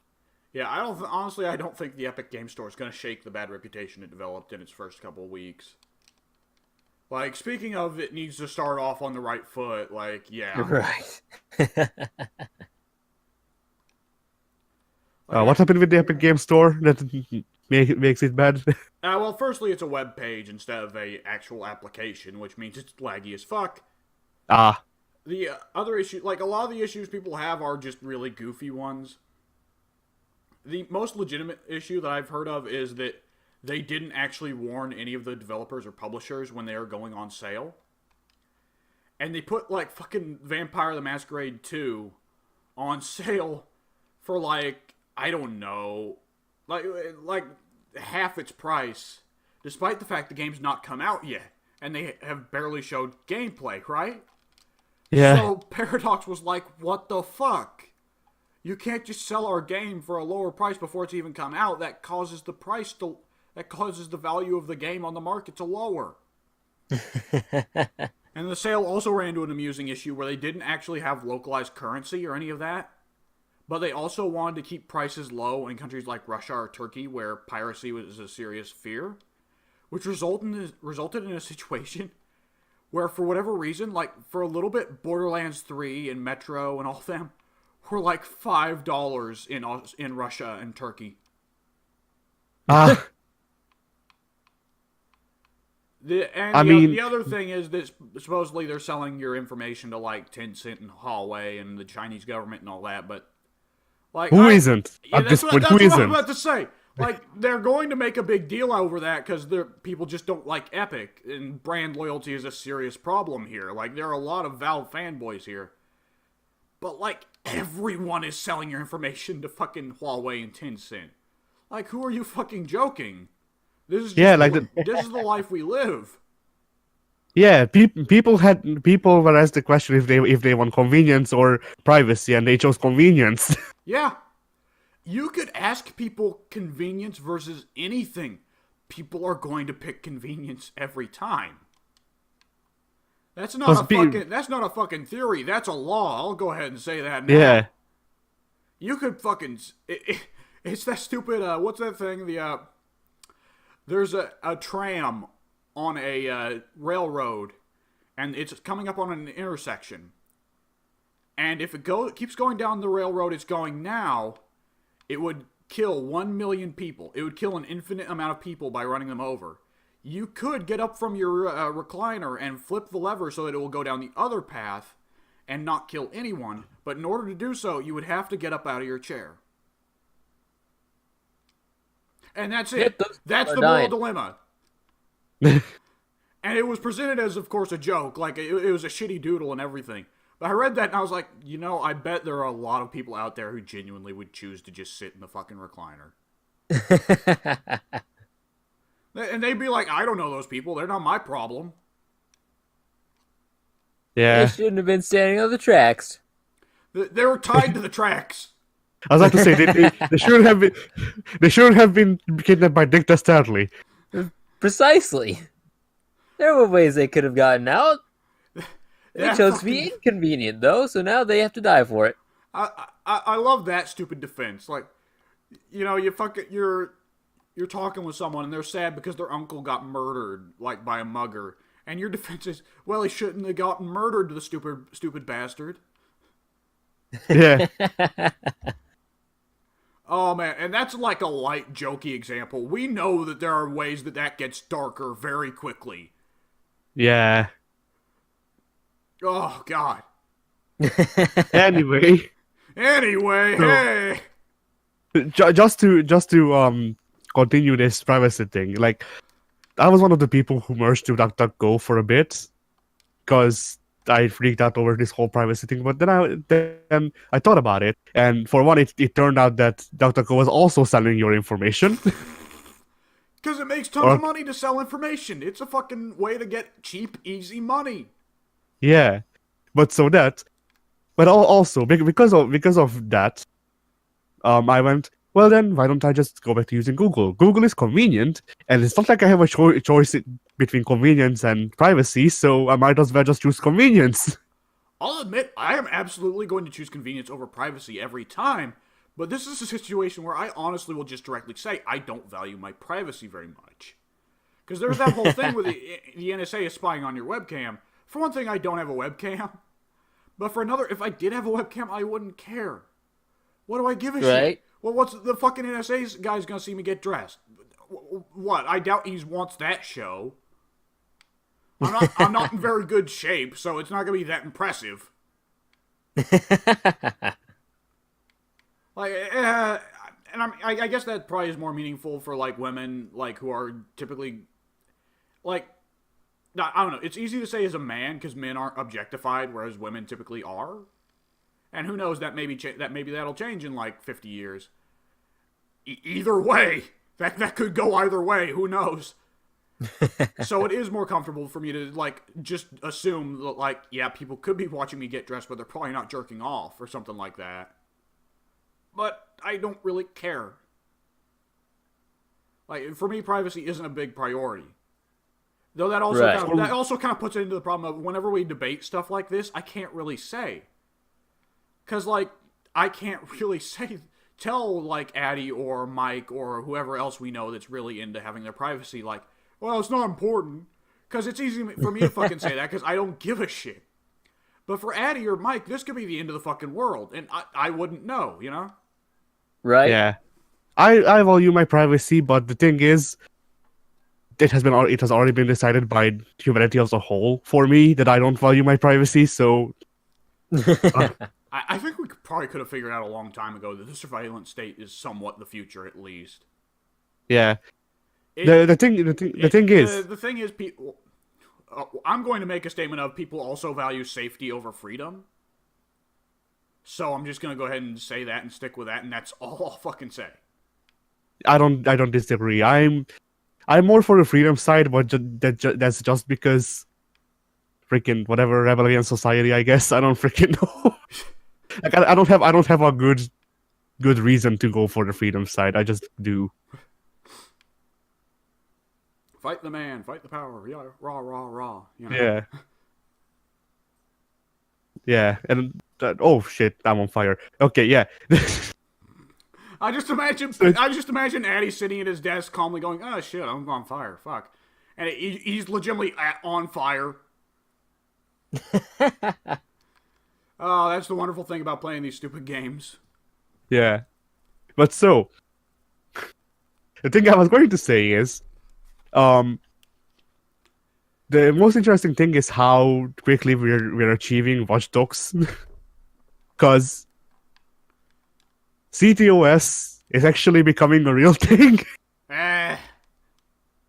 Like, you know, should you care? Probably not. I mean, the freaking insurance company will know Are you that you are, yeah. Well, yeah, the insurance. The bigger problem isn't like the government, like, oh no, the government's going to come for me for something I'm doing, because odds are you probably shouldn't be doing what you're doing to begin with. The bigger problem is insurance companies. Just saying, no, Yeah. you don't get to get an insurance policy or we're just going to double the price of your insurance policy because you have a weird fetish. And we watched you.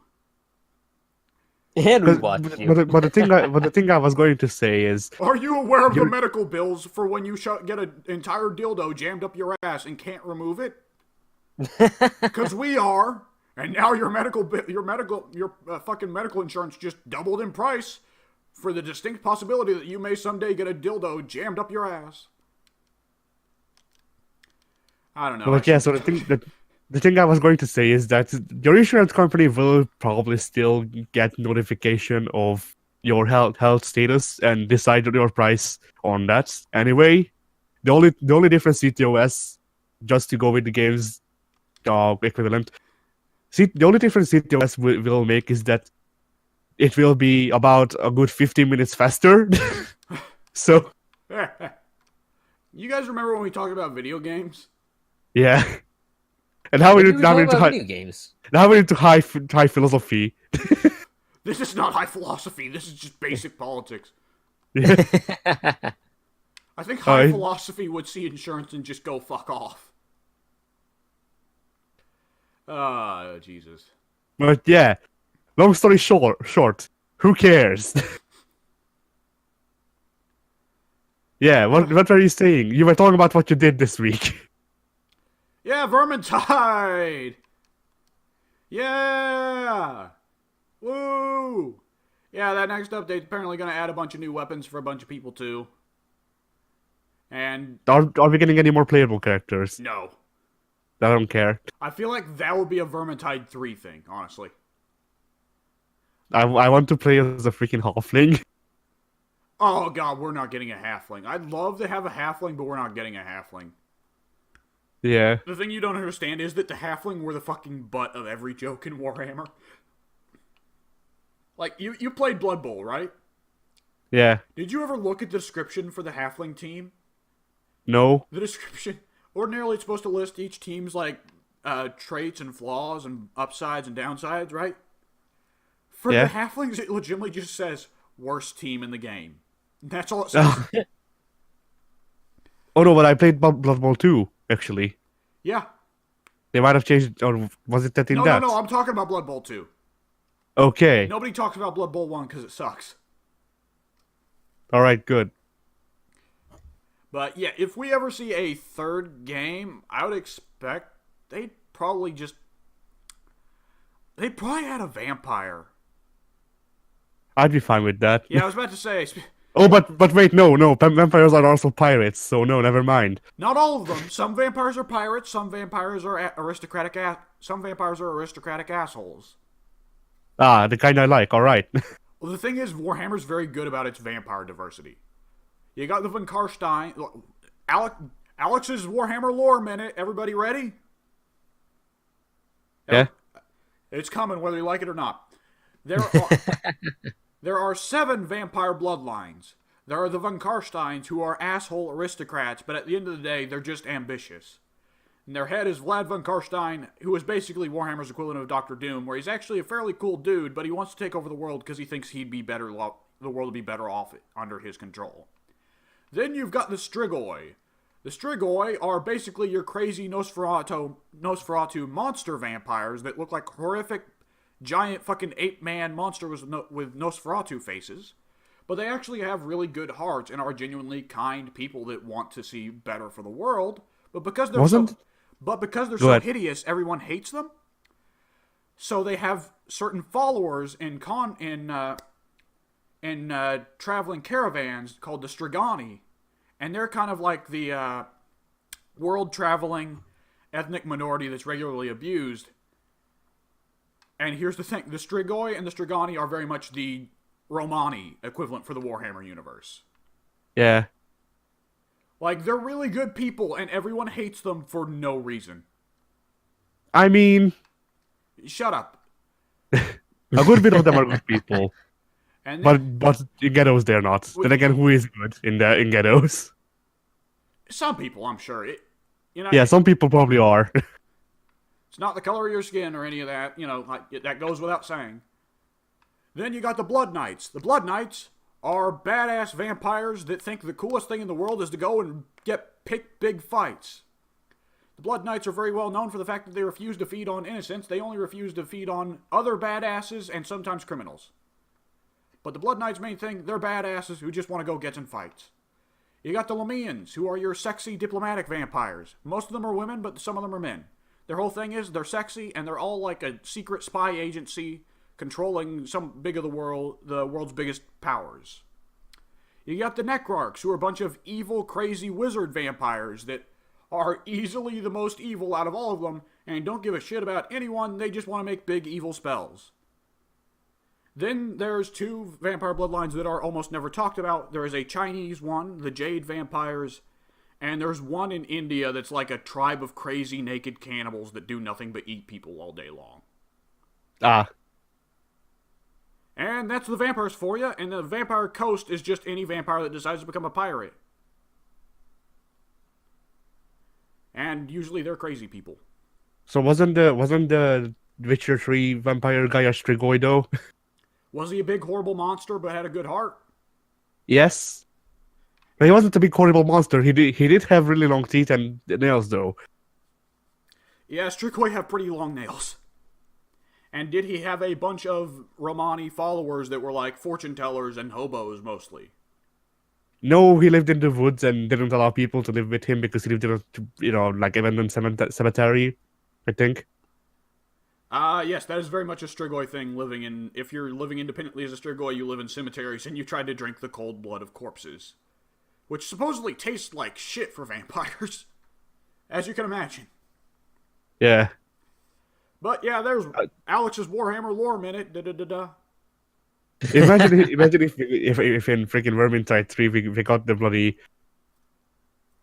never thought about badass samurai people. Oh my god. Dude, you don't even know.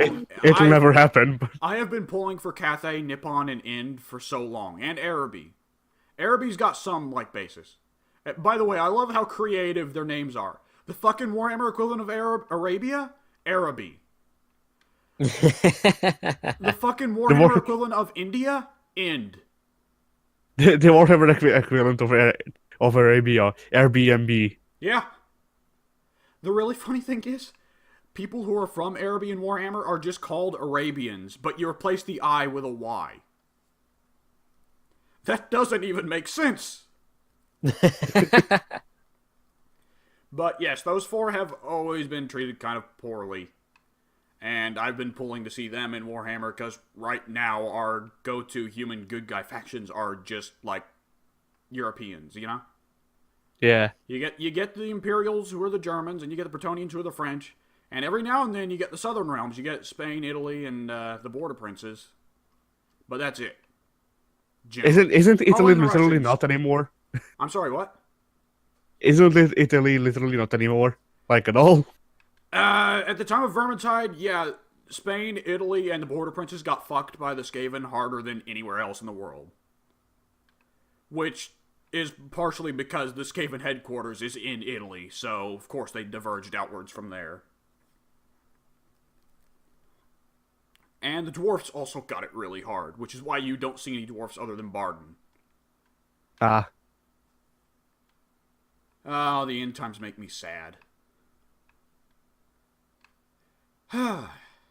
Alright. Boys, I think we can call that a podcast. Alrighty. Addy, did you fucking say bye already? Yeah. Thank God. We will see you later, folks. Bye. I need to keep the mix-up going. Oh, the high-low mix-up. It can't be stopped. Addy's leading it into a full combo. Oh.